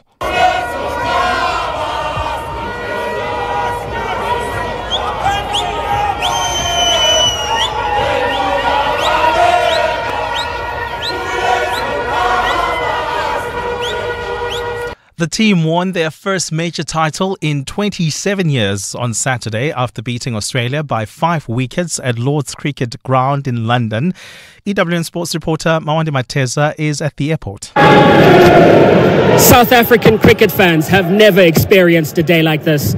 Hundreds of people have gathered here to witness something that many didn't think they would see, a major ICC trophy in the hands of a South African cricket captain. A festive crowd, including former players, current teammates, people who took time off from work, and school children as young as 6 started arriving early this morning and have been in a celebratory mood, anticipating the appearance of the players. The Proteas will host their official victory celebration tomorrow at Nelson Mandela Square in Sandton City, and of course, fans are welcome to attend. Mawande Mateza, Eyewitness News at OR Tambo International Airport. The consumer price inflation has remained unchanged at 2.8% in May. The consumer price index increased by 0.2% between April and last month. Statistics South Africa released the latest reading this morning. SETA Chief Director of Price, Patrick Kelly. Food and non-alcoholic beverages is the only category that contributed to the 0.2% monthly increase in the CPI. The monthly change in the food and non-alcoholic beverages index was 1.1%, following a 1.3% rise in April. Ex-convict Mduduzi Mnisi, charged with the premeditated murder of a 14-year-old girl in Roodepoort, will appear in court for a bail application today. Likona Force's half-naked mutilated body was found in an open field last month, not far from her home in Durban Deep, a day after she was reported missing. Nobuhle Nkabane reports. During proceedings last week, the court granted a postponement to allow the state to conclude its investigations in respect to the bail application the accused wants to bring to court. NPA spokesperson Phindi Mjolondwane says the state will oppose Mduduzi Mnisi's bail application as he has previous convictions of robbery and attempted murder. As the NPA, we will be opposing his release on bail. The investigation will include the profiling of the accused, checking whether he has previous convictions or any other cases pending against him, as well as whether he was previously released on parole. Nobuhle Nkabane, Eyewitness News.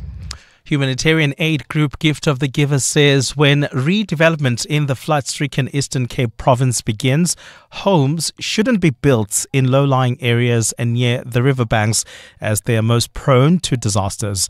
More than 2,600 residents are homeless in Mthatha and are currently being accommodated in various shelters. Their homes were damaged by recent deadly floods in the province. Gift of the Giver spokesperson Ali Sable says families who built homes along riverbanks were bound to be the most severely affected. These families have to move away from the low-lying areas. You know, the dams are overflowing. They build along the wall of the dam. They build along the riverbanks, the low-lying areas. And when this disaster occurred, it was impossible for them not to be hit. And rules that effectively banned all sexually active gay and bisexual men from donating blood and plasma are being lifted in Australia. The rules will begin being revoked from next month following similar moves in the UK and US. However, under the changes, Australia will become the first country in the world to remove all sexual activity-based restrictions on plasma donations. Gold is trading at $3,383.48 an ounce. The rand is at 18.02 to the dollar, 24.25 to the pound, 20.73 to the euro. Brent crude oil is at $76.21 a barrel. On our roads, no new incidents, but collisions still persisting in Midrand N1 south at Beklood, causing delays from New Road. The other one is in Kempton Park, R24 Bettina Sisulu Highway westbound before Isando Road. Minimal pressure really from OR, and then not far from the R21 northbound, seeing some slow moving traffic. Could be a stationary truck. This one is causing delays approaching Atlas Road off ramp. Please drive with ease. A fine day in store for Gauteng. The temperatures will peak at highs between 20 and 21 degrees. The top story in EWN this hour. The Proteas have arrived at OR Tambo International Airport following an historic showing in the World Test Championship final. EWN, in touch, in tune, and independent. For the latest, visit ewn.co.za or download the EWN app. Choose the 8 kilometer for those walking strong, the 6.7 kilometer in honor of Mandela Month, or the 4 kilometer for families and first timers in 702's Walk the Talk. Tickets on primemediaplus.com. 702. Live On the Prime Media Plus app. DSTV channel 856 92.7 and 106 FM. Let's walk the talk. It's 6 minutes past 11 with you to the third and final hour of the Clement Manyathela Show. My name is Tshidi Madia. Standing in for Clement, I'll be with you until 12 o'clock. After that, you'll have the midday report. It's time now for Listener's Choice. I want you to weigh in on this.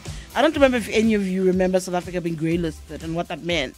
And when you heard things about South Africa can't stop money laundering and terrorism, that's the conversation we're going to have, because it's attempted to remedy what made it vulnerable to all of those things. So if you want to have this conversation, you want to weigh in and ask questions, 011 883 0702. If you want to send a voice note to WhatsApp, 072 702 1702. What do you understand about South Africa getting grey listed, the consequences, and the way to be removed off of that grey listing, that grey list? 702. Let's walk the talk on 92.7 and 106 FM. All right. So how far is South Africa from being removed from that grey list, right? So we are in conversation now with National Treasury Advisor Ishmael Momoniat to try and understand what happened.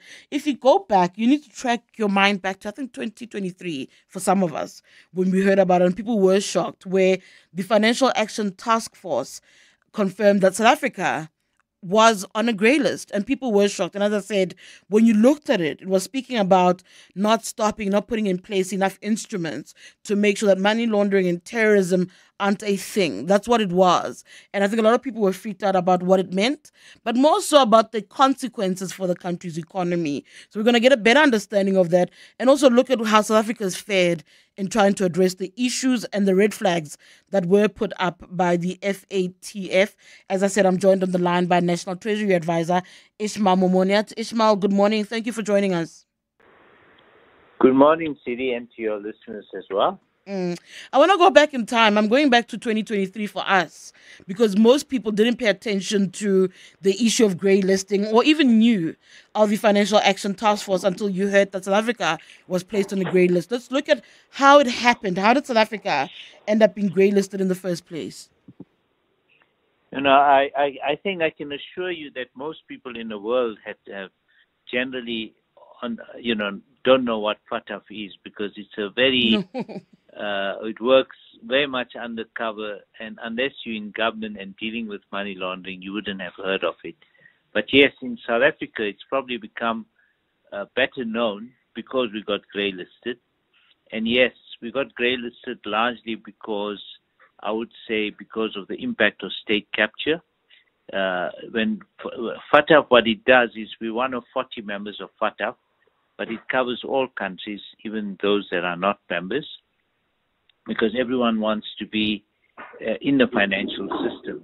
The financial system is a connected system, because you obviously want to do trade between different countries and so on. So because because of state capture, our institutions like the law enforcement institutions, the police, the Hawks, the National Prosecuting Authority, SARS, as you know, were all weakened deliberately during state capture.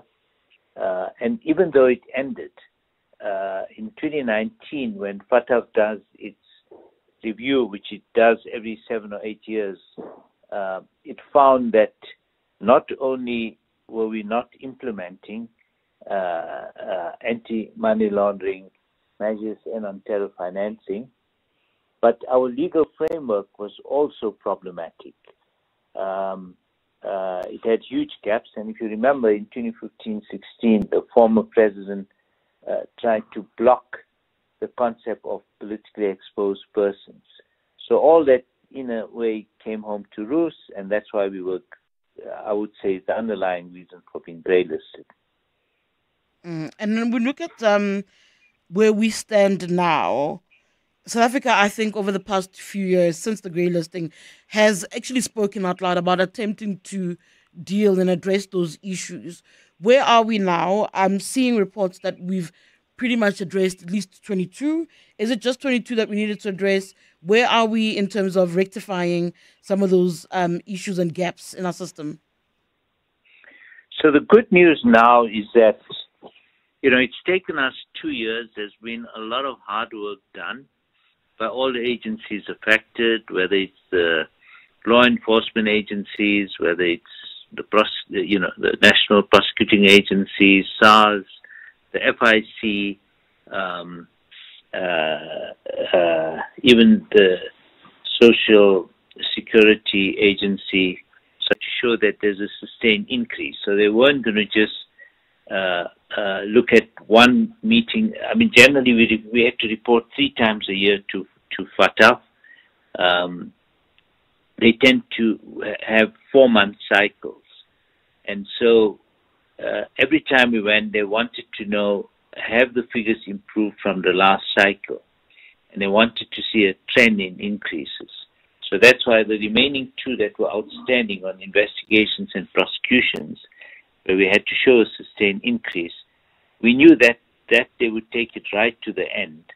And so after 6 or 7 reporting cycles, they were convinced that the increases that they saw from one cycle to another, generally they could call it a sustained increase, and that they have confidence that it will continue to increase in the future.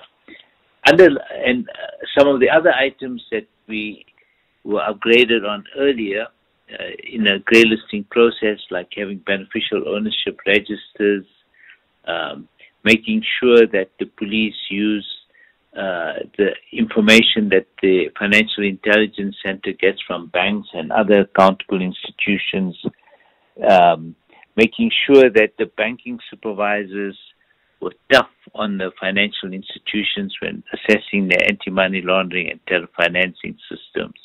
So all of that came to the fore, and I'm happy to say that at the FATF plenary meeting last week, having got the last 2 items, we are now deemed to have been upgraded to the minimum standards required, and so we've met all 22 of the 22 items.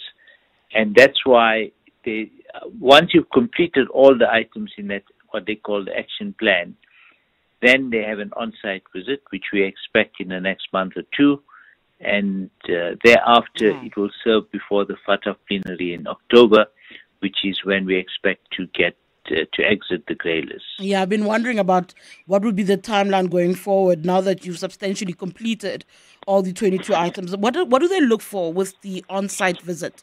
You say we must expect them in a month or so, but when they are here, where do they go? What do they wish to see that would convince them that what's been presented before them is legitimate and holds water?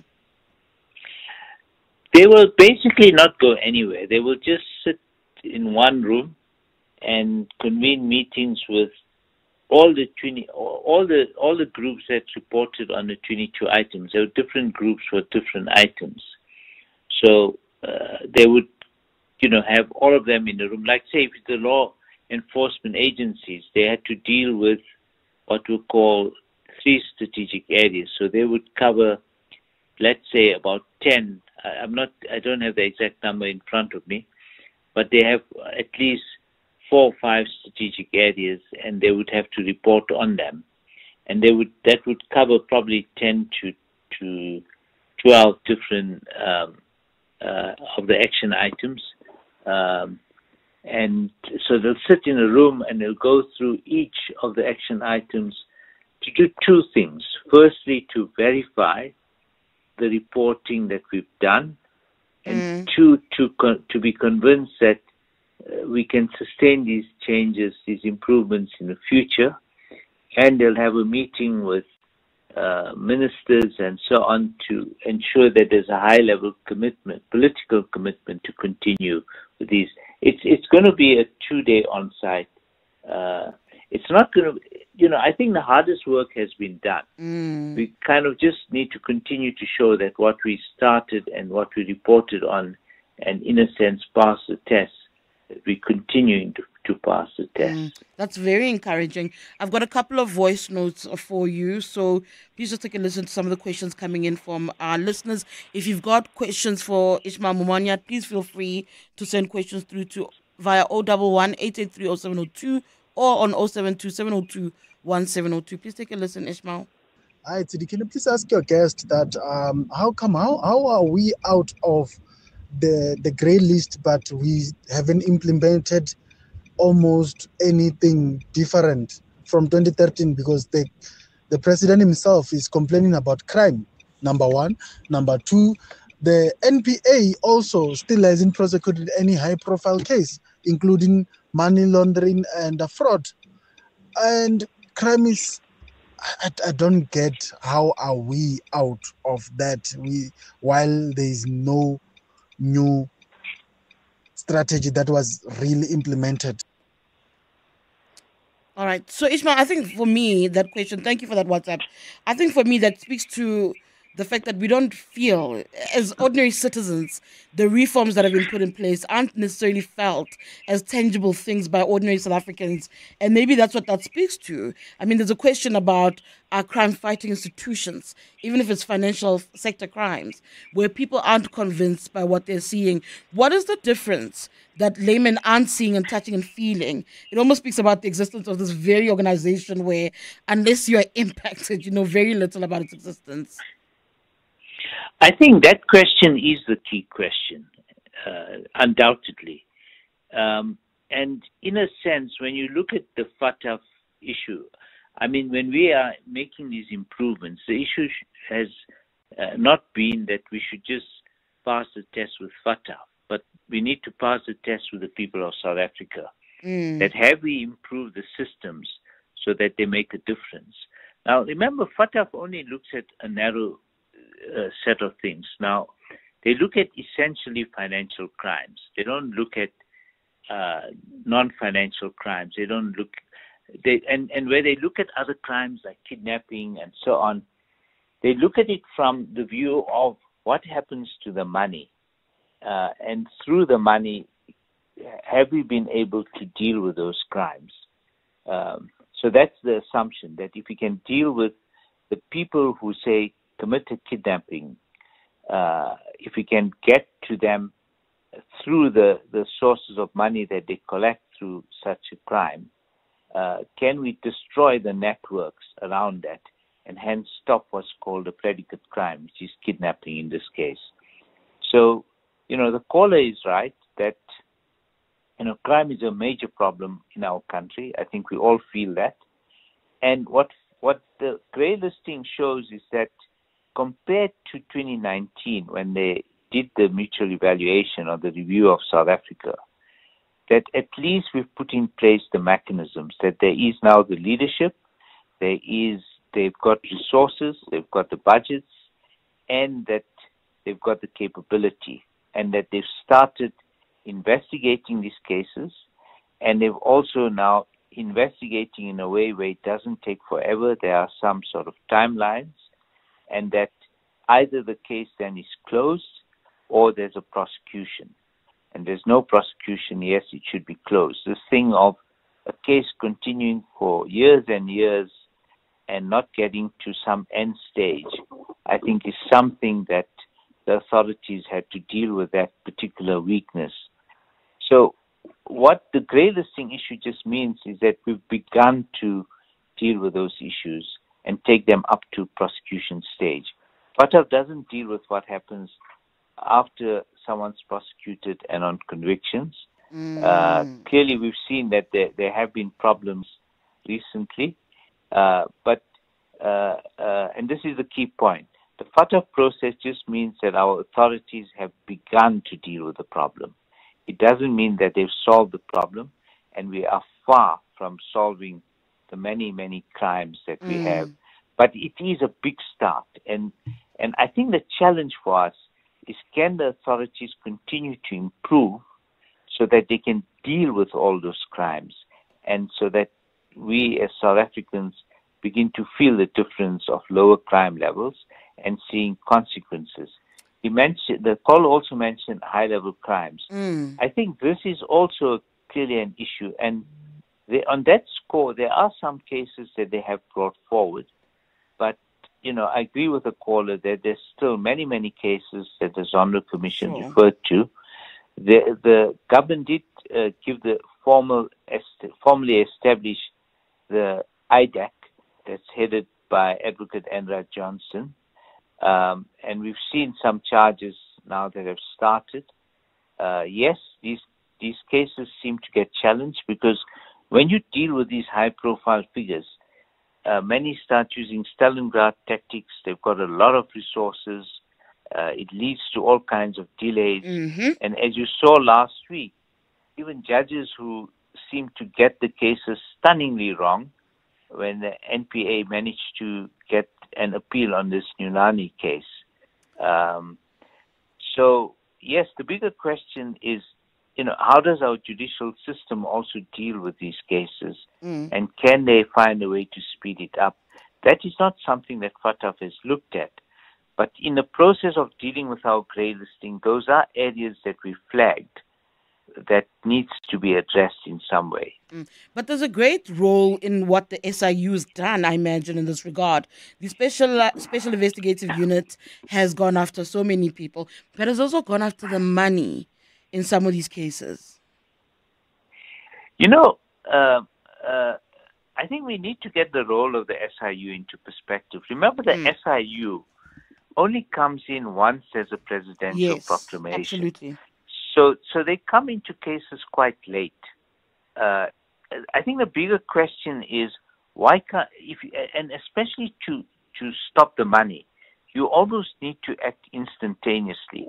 Especially, when you deal with organized crime, people take their money outside. They take it to Hong Kong, they take it to Dubai, as we've seen with the Gupta family. And if you don't act, and once money is outside, it's very difficult to get it back. So the issue is to disrupt and to prevent that happening. And as I said, the SIU process only happens long after the crime. So one of the things that the FATF process focused on is asset forfeitures. And the issue is to get the asset forfeiture unit in the NPA to be working. And similarly, whether, the FIC has the power to freeze funds, the South African, the Financial Surveillance Department at the Reserve Bank has the power to try and freeze funds before they go outside. So to the extent that we can improve our intelligence systems, and these are noted as suspicious transactions almost before they and when they happen. They leave our borders. Yeah, so that they can be frozen. Sure, Ishmael, and then the investigations can take place. Let's speak about the financial cost, though, of a country being grey listed. I mean, you've seen it with South Africa. The impact of the ease of doing business as far as the borders are concerned. We complain about porous borders, and even now when you speak about making sure that the money doesn't get out, you try and halt it before. That becomes part of the conversation and the concern, isn't it? Yes. Look, firstly, being grey listed was, a shame for the country. Absolutely. It's not something we want to be, okay? But greylisting itself formally is called by FATF that we are jurisdiction and that's cooperating and under increased monitoring. So yes, it did impact on other banks from other countries when they deal with us, that there would be much more due diligence done on transactions with us, more documents to be called, more sort of the FICA type checks that you would see. And in some cases, it would increase the cost of trade, both in money terms, in terms of time. So it does have an impact on the economy. But having said that, the fact that we've been seen to cooperate and have been able to now deal with all 22 items, I think will reduce the impact of the economic harm. We still need to get things like our investment grade back up and deal with our fiscal vulnerabilities and so on. But at least this is a start, and hopefully lay the basis for getting more confidence from investors that their money is safe to invest in South Africa. I've got one more voice note for you. Please take a listen. Hi, Tshidi. Great show as usual. I do not know whether this point has been addressed in terms of the grey listing, but we've seen quite a lot of trusts in which were used in South Africa, whereby people used to hide their faces and also hide monies and possibly hide illicit activities that their companies associated with their names were doing. I think also another part that we're seeing, I do not know whether this might be linked to grey listing, but it's the area whereby we know that in property you get quite a lot of people who are wanted in certain countries for, crimes therein, in which are purchasing property in South Africa and are just, hiding money therein. Just like to know if that will be addressed. Thank you. Bye. I suppose, Ishmael, this is where something like the Border Management Authority comes into play. We've complained about porous borders and the threats they pose to national security, financial or otherwise. So, look, the Border Management Authority does have a role to play, but I think the question relates to trusts and to purchase of properties using dirty money from outside or to do sort of money laundering within the country. Yes, in our action plan, there were two items. Firstly, one, dealing with beneficial ownership for trusts and for companies. We didn't have a registry before, so we now have we've begun a registry which indicates who the beneficial owners are, the ultimate beneficiaries of a trust and of behind the holdings in any company. So that information now is accessible to the law enforcement authorities. So bear in mind, all the FATF process could do is to say, set up the registries, and we've now set it up. They're still being populated. They should be, from the last I looked, they're now 30% populated, or 35%. The figure may be higher. And we are moving towards getting them all listed or registered properly. And these then are accessible for all investigations. Then it's up to law enforcement and other authorities to actually use that information to stop the abuse of trusts and so on. On the issue of purchases of property, that's precisely the type of issue estate agents have been covered. And so they are looking that when properties are sold, what's the source of that money? Banks and other institutions are compelled by our laws to try and assess the source of those funds. And if they can't assess it, they need to find measures to get that info. So, for example, if you buy a house using cash or a big car, or even a small car, those service providers are in many instances accountable institutions, and they're compelled to report them as suspicious transactions or as cash transactions. and these get given to the FIC. And then the challenge is then to follow up on that information. Just as a parting shot, thank you so much. The expected timeline, you did say in a month or so's time they'll be in South Africa for that in-person visit, and then to be the timeline before we are formally removed from the grey list from that point onwards. How much longer would it take? So I'm quite confident we'll exit in October. I think that we'll pass the on-site test. We're not taking for granted. So that will happen in a month or two, and then they will submit a report to the FATF plenary in October, which is when we should exit the grey list. Can I just end by making the other point that grey listing doesn't solve all our problems. It lays the basis to solve our other problems. And next year we face a mutual evaluation, so there's going to be pressure for us to continue to improve. And I think obviously we need as a country to monitor that we as public servants are doing our job and that there's more transparency on the speed with which we act and that we actually achieve the objectives that the public expect us to do and certainly bring down the high levels of crime. Couldn't agree more with the actions that you want to take, because everybody wants to see reduced levels of crime in our country. Thank you so much. That's Ishmael Moniat, who's a technical advisor at National Treasury. It's a touch after 11:30. Zingisa Chilwa's got your headlines. Thanks, Tshidi. Good morning. 5 men convicted of mass murder at the Glebelands hostel will be sentenced in the Durban High Court today. The group was nabbed after 9 people were shot and killed at the hostel in June 2023. The convicts were all members of the hostel's housing committee, which ran an extortion syndicate, charging residents 6,000 rand for a bed. Justice Minister Mamuluko Kubai is now looking to break a department's reliance on the State Information Technology Agency, describing its systems as its weakest link.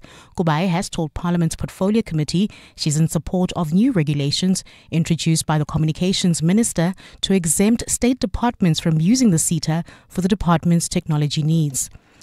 And former Zambian President Edgar Lungu's remains will be repatriated to his homeland today. Lungu died at a Pretoria hospital earlier this month after a long illness. A formal send-off ceremony was held at the Lanseria Airport in Johannesburg this morning. Those are the headlines this EWN, and more at midday or as it happens. EWN Traffic.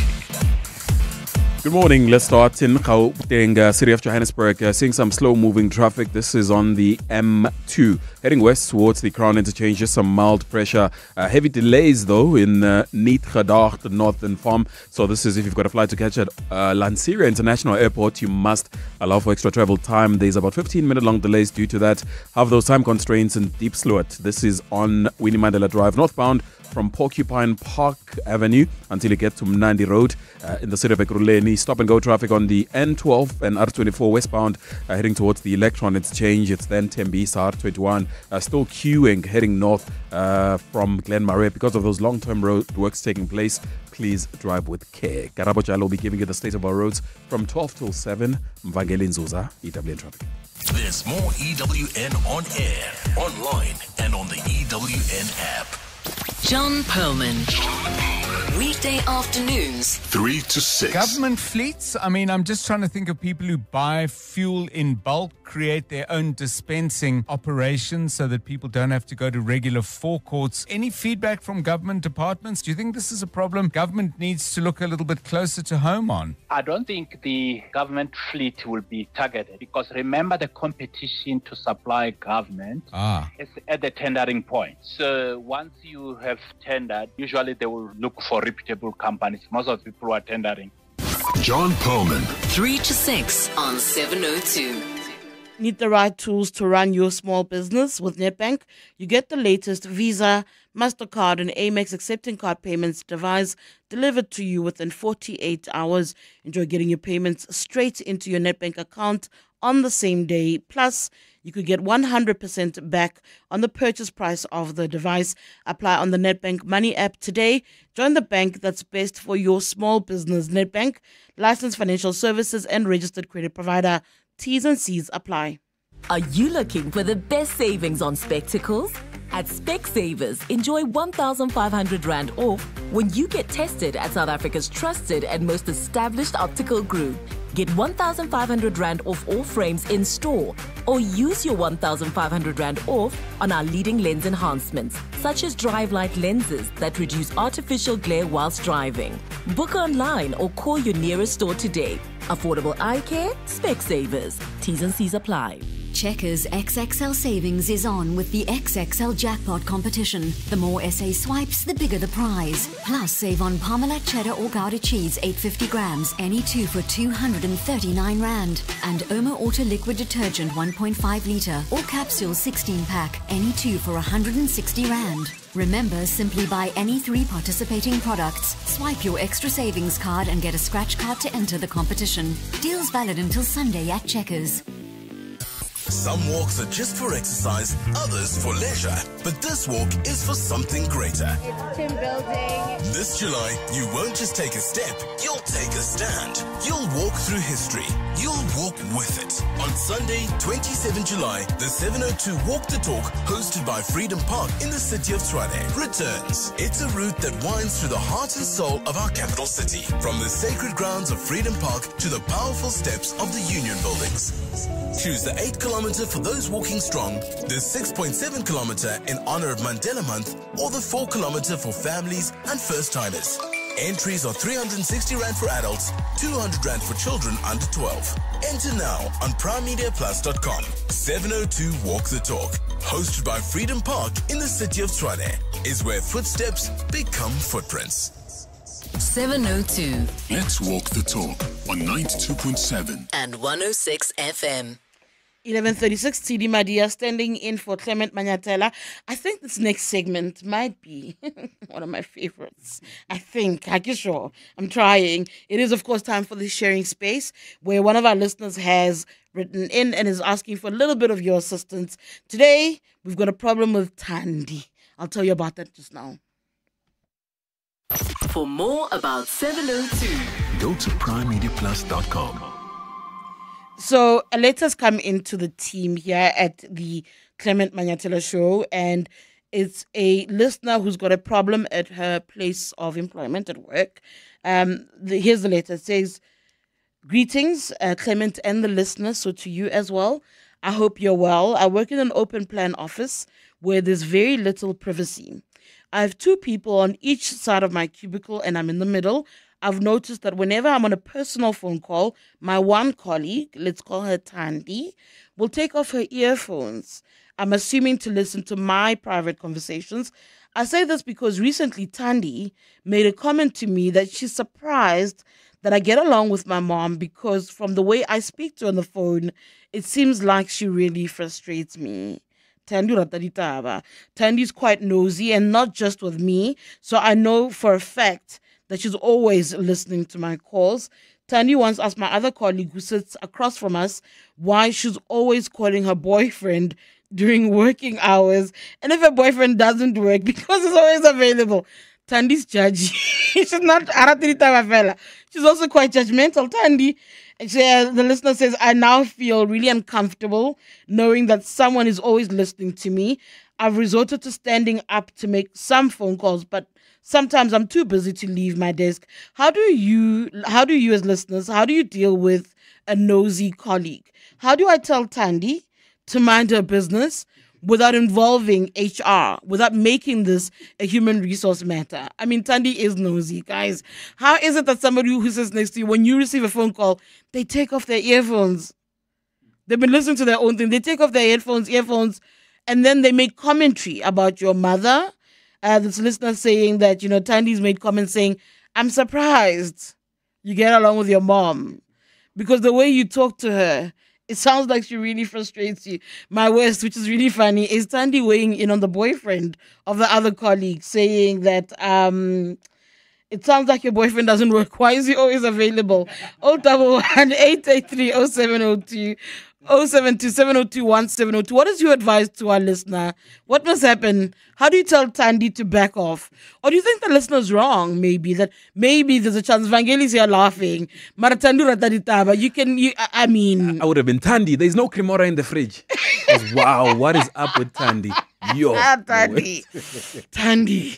Yeah, Thandi is a character because also she's not afraid to show that she's been listening to your business. I mean, how does she weigh in on somebody's relationship, weigh in on somebody's partnership with their mother? So what do you say to our listener? What is your advice? How do you best deal with a nosy colleague? How do you say to a Thandi, do you have a Thandi in your life? If you experienced a Thandi, what did you say?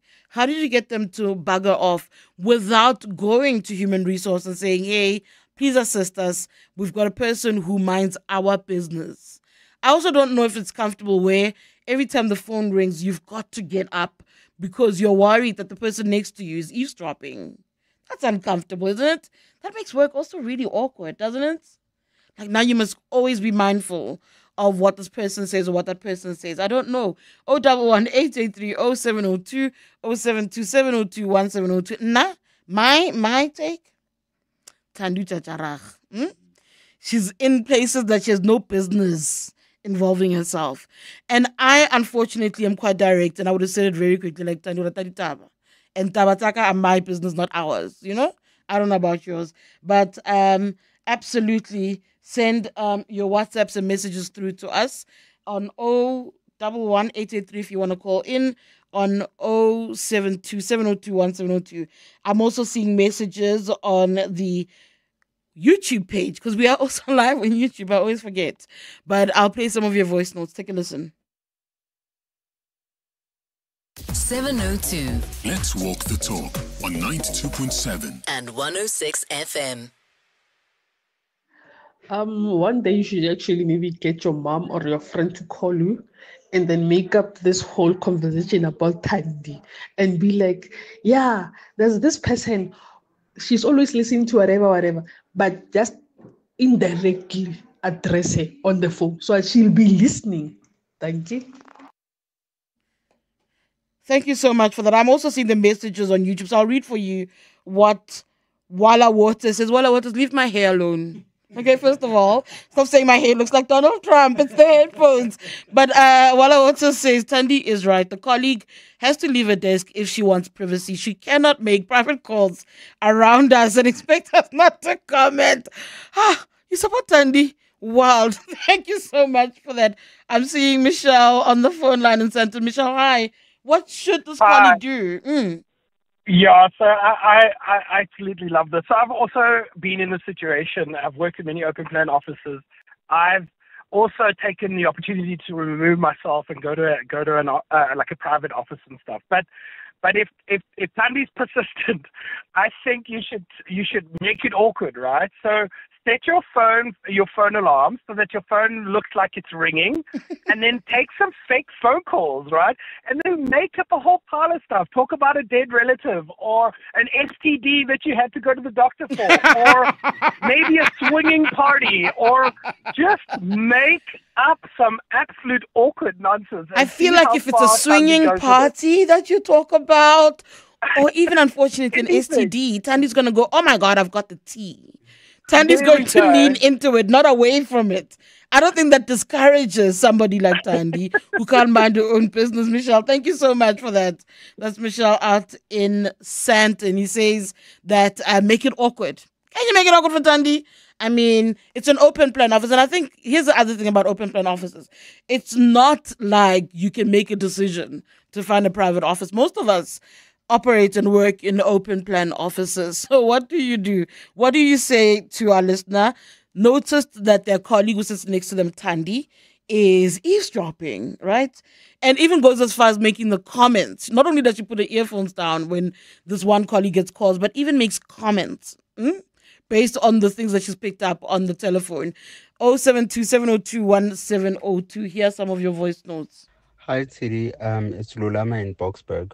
What Anonymous needs to do is that when she's on a call and Thandi is listening in on the call, she then needs to talk to the person that she's talking to over the phone about Thandi, to say, Ish, I can't speak about everything because there's a colleague of mine that is forever listening to my conversations and making comments about mine and other colleagues' conversations. Because then, if she still doesn't heed that hint, then maybe it does need to go to HR. Hello, Tshidi, how are you? My name is Tebo. Tshidi, people are nosy, you know that. People are so nosy. In short, Tshidi must just get up the chair, answer the call somewhere else, because people are nosy. But well, I think the name says it all. Kithandi after all. Thandi Ndaba. Here in Tembisa. Thank you so much, Thandi Ditaba. She's a Tanda of people's ditabas. No, I think there's got to be something else. And I feel like everyone's excusing Tandi's behavior, by the way. I think like nobody's trying to call out Thandi. Eh? A lot of us are going, no, you must check yourself because Tandi's just the way that she is. No, we are nosy here. We listen to... I don't know, guys. There's got to be behavioral conversation that must also happen with Thandi, no? Am I lying? Let's take a quick break. I'll come back to more of your WhatsApps and voice notes in a bit.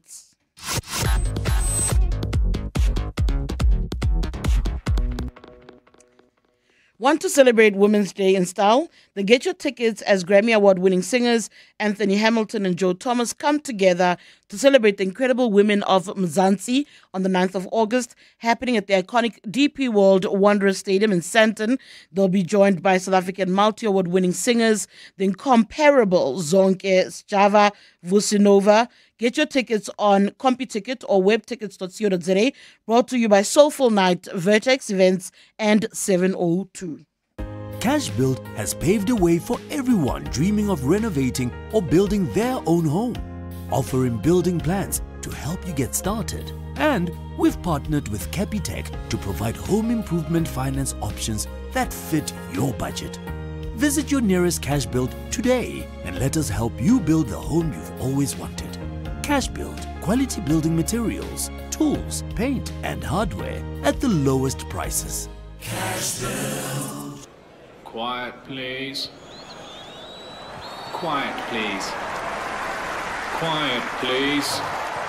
With 50% off on limited Tennistown tickets, no wonder Amex card members are so thrilled. Enjoy a world-class tennis experience at Monte Casino between 11 and 13 July 2025. Buy your tickets for Amex Tennistown online today at howler.co.za for the Championships Wimbledon experience with the Mzansi advantage. Tennis is better with Amex.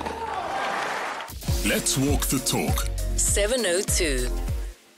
11:46. We are in the sharing space. It's the sharing space feature. We're dealing with Anonymous, who's written into the show to complain about a colleague of hers. She says that she works in an open plan office with very little privacy, which is fine, except there's a colleague that sits next to her, at the cubicle next to hers. And this particular colleague, her name is Thandi. Thandi tends to eavesdrop. That's the gist of it. So every time she gets a phone call, this is Anonymous, Thandi puts down her earphones to listen to these private calls. And our listener knows it because Tandi's made comments that suggest that she's been listening. She'll say, I'm surprised you get along with your mom because when the way you speak to her on the phone, it seems like she really frustrates you. She says to another colleague, you know, you're always calling your boyfriend during working hours. Does the boyfriend not work? Because he's always available. Thandi is a nosy. That's what I think Thandi is. Thandi should have been a journalist. What's your advice to Thandi, to Anonymous about Thandi? 072-702-1702 for voice notes and WhatsApps. 011-883-0702 to call in. Here's some of your WhatsApps on this matter. Hey, Thandi, should be taking private calls while you are working. And that's the question. Should you be taking private calls? I asked earlier that I feel very strongly that the measures are directed at Anonymous and not Thandi. And I don't think you can avoid private calls, guys. They do happen. While you're on the job, life happens at the same time. Simultaneously, life happens and people will call you. Anonymous's mother will absolutely call her. I have people who know I'm live on the radio right now who are calling me right now. That's life. That's what happens. People call you. Do you avoid all calls? Is that it? I don't know. How do you speak to Thandi without involving human resource in the conversation? How does HR stay out of the equation, but you are able to then say, no, Thandi, don't do this. That's not what an adult is meant to do in the place of employment. Kolel on Twitter says, if you want privacy, step outside. We all love tea. Yay! 0727021702 for voice notes and WhatsApps. 011-883-1702 to call in. It's the I-702. I think Anonymous' problem is not really that serious. Look, I mean, some of us, we are smokers. So, you know, if you go to the smokers corner, we talk about all this stuff. So we don't really bother about what other people are saying, because when we get to that corner, we speak. So maybe she takes up smoking, and she can always take a smoke break and then deal with the private conversations in the smoke break. I don't know. But sometimes that's how it works, you know. Report. Thank you, Mlefa. You must become a smoker to avoid a nosy colleague. Hi, Mlefa. That's not... I don't know about that one. Some of the WhatsApps that have come through, I'm going through the same thing with a Thandi. This one by me asked if I can stop using Sepedi because she won't hear me. I'm sorry. Now you're going to tell me not to use my language because you cannot hear me. Hey, I don't know. Sakina in Johannesburg, hi. What's your advice to Anonymous? Hi there. Good afternoon. My advice is, you know, you can't stop the nosy Thandi. You know, if you are sitting in an environment where there are, you know, people around you, you can't really stop or help people from listening in on your conversations. So, I mean, the previous callers were quite funny, but also, you know, you want to take into consideration your work environment. Yeah. You don't want to kind of make things unpleasant when you're hinting at the callers, you know, people calling you and say, you know, I've got a nosy Thandi. You'll make things very unpleasant. But what do you do, though, Sakina? I think it's important. You're raising an important matter that we can't actually avoid people overhearing, maybe. But what do you do? Because it's not just she's hearing your conversations.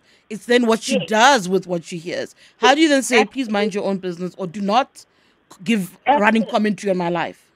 Absolutely. So I think, you know, you can control what you do. So I think my advice is, you know, when you're taking your calls or when your family or friends are calling you, you know, you can just maybe say to them, look, I'm a little bit busy right now. Can I call you during lunchtime or after hours? Because I think also if you are going to make this an HR issue, you know, HR is going to say to you, well, you shouldn't be taking calls during business hours. It's taking away from your work, you know, or personal calls during business hours.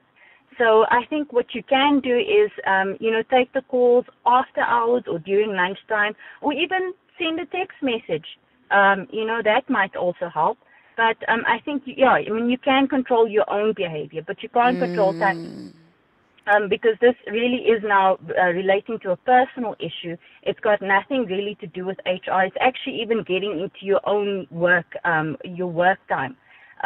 So they might even put you in the wrong by saying, you know, you shouldn't actually be taking personal calls. On work. All right, thank you. Thank you, Sakina. Sakina's out in Johannesburg. So a lot of people who are weighing in are actually saying, Anonymous, you need to do the work. You need to manage this. You need to control this. I'm going to the WhatsApp line now. Kagiso Muriel says, you are me, Tshidi. I would have long addressed her without mincing my words.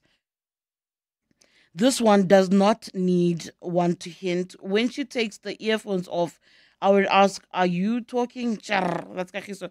Yeah, Kagiso, I wouldn't be like, are you talking? I'd be like, I would have addressed it. I'm not going to go back and forth for a really long time. I'm not going to be made uncomfortable at work. I have a different view and a different experience, mind you, about whether you can take calls or not in your place of employment. I obviously can't take calls in this moment, but I have a very different perspective about how you approach that. And if I feel that somebody's giving me literally running commentary on my life without me giving you the updates, which suggest that you're listening, we're going to put it to bed very quickly. We're not going to go back and forth for too long. Another WhatsApp, Thandi must get a life. I think it seems she doesn't have a life. That's all. Hey, yeah, Thandi, Get a life. Hear more of your voice notes.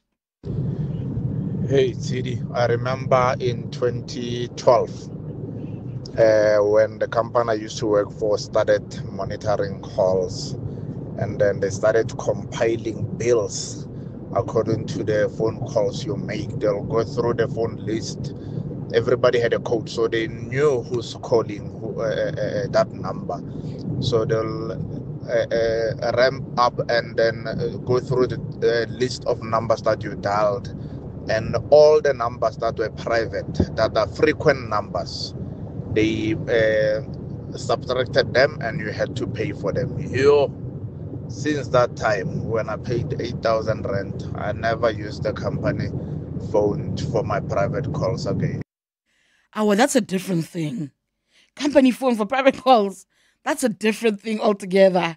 And I think you dealing with the consequences of it, those might be correct. I don't think that Anonymous is using the work phone for private calls. I think is taking private calls, maybe even on their cell phone. That's why she says she's got to get up from, and I don't know why I came saying it's a she. What if it's a he? Or they? They're saying that they get up to go address the call. So it doesn't sound to me like they're using a work phone. On the WhatsApp line, somebody else says, Tandy's being neighborly and watching around her space by listening to everything around her. Neighborly, good neighborly girl, Tandy. Yeah, I don't know. More of your voice notes here. See, I've got this guy that I work with. Yes. When you talk about sneaking, yeah, we work in the same office. We put our phones on the desk. I mean, I'm more of a person who reads messages like Facebooks and WhatsApps and Instagrams. I don't stay on the phone for so long, but I leave it on the table. When I take it and read, that guy would just lift his head and check what I'm reading. He would even tell me, "Oh, you're on 20% battery." How? Where did you see the 20%? Because I even noticed my battery is on 20. Or even tell me, you've got about 2 messages that you didn't read. Why don't you read your messages? He sneaks up on my phone. I told him many times, stop. Hello, Tshidi. Some calls are urgent. Sometimes your mother is calling to say, I've been discharged from hospital, don't come and see me or whatever. But the person taking off the earphones, you need to be now talking aloud and saying, my colleague has taken off her earphones, so I can't continue with this conversation. You can make a fake call. Pick up the receiver and then just say, I wanted to talk to you, but now she has taken off her earphones, so I can't continue with the call. Yes, I would actually also do that. Like, I'm trying to have a conversation with him, but Tandy also wants to join. Tandy, what is your thoughts on ABCDE? I would actually do that. I always say to my boss, if people say they're petty, if they say, what's Michelle Obama saying? If they go logo, I'm like, no, I go to the basement. I would actually, unfortunately, do that. That is who I am. On the WhatsApp line, another message says, she should take us the call and look at Tandy while she's conversing, see? And afterwards, let her know she does not have to eavesdrop. She'll be included. Exactly. Tandy, you want in? Let's have a conversation together, friend. Because you want in, you can also put it to bed like that. More voice notes.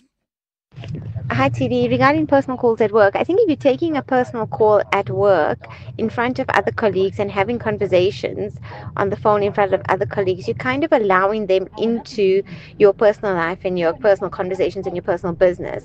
And then they automatically going to have an opinion and talk about it. I mean, let's be honest, women are women. Even, men, they like stories. So, I think, like the other caller said, you've got to control yourself and your actions because that's all you're in control of.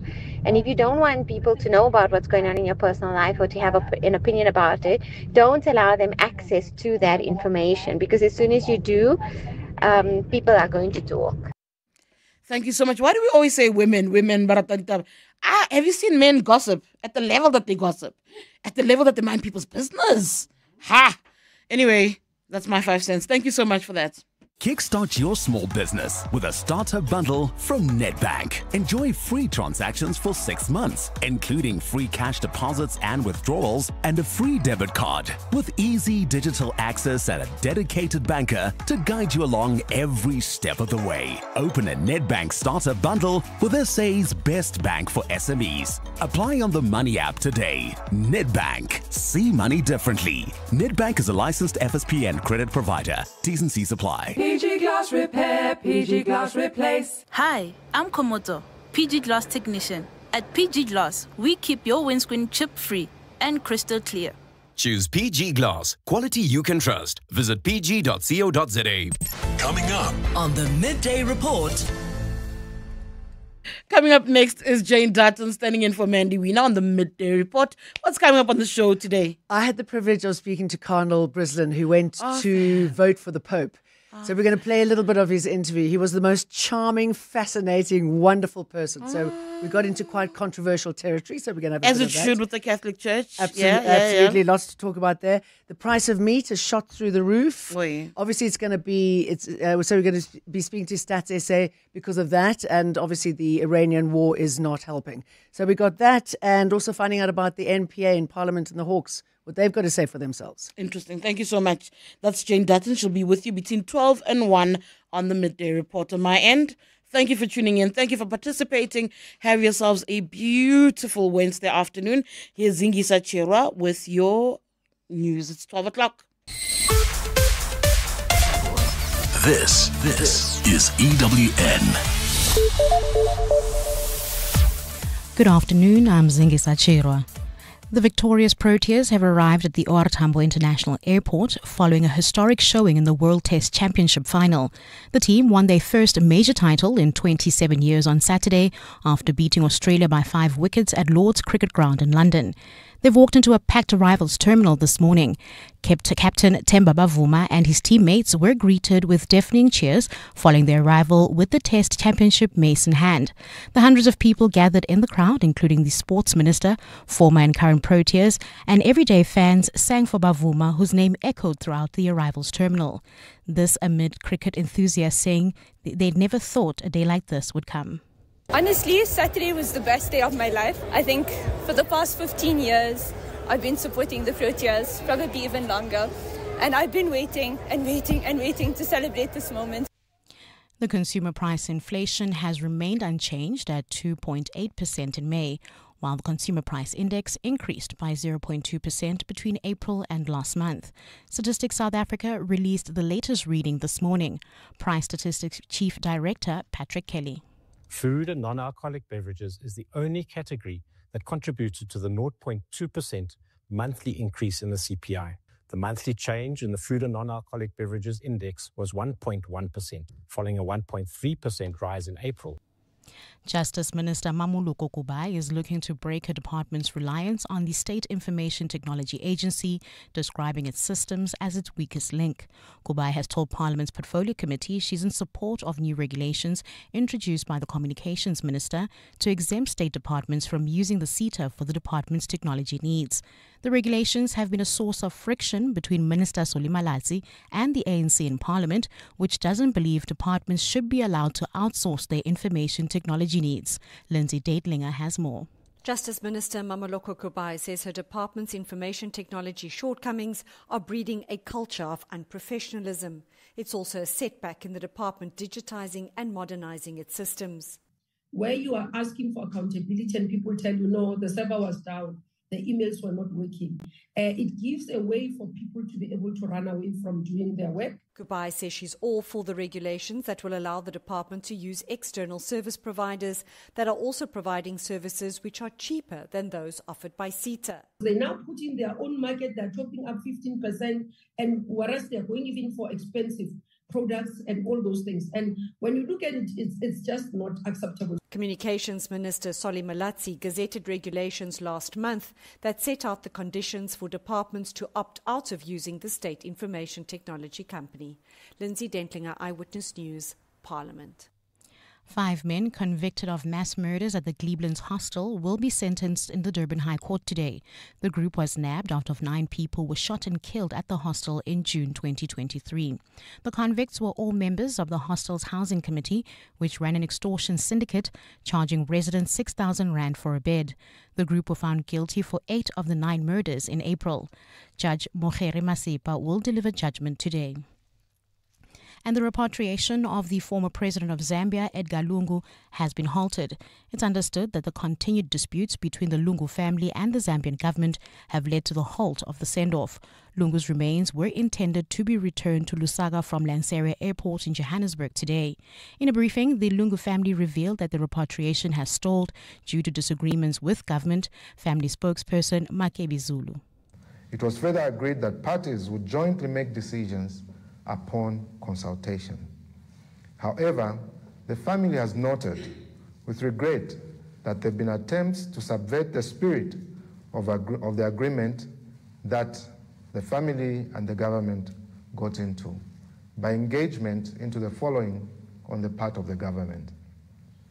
On the 16th of June 2025, in your financials, gold is trading at $3,383.48 an ounce. The rand is 18.02 to the dollar, 24.25 to the pound, and 20.73 to the euro. Brent crude oil is at $76.21 a barrel.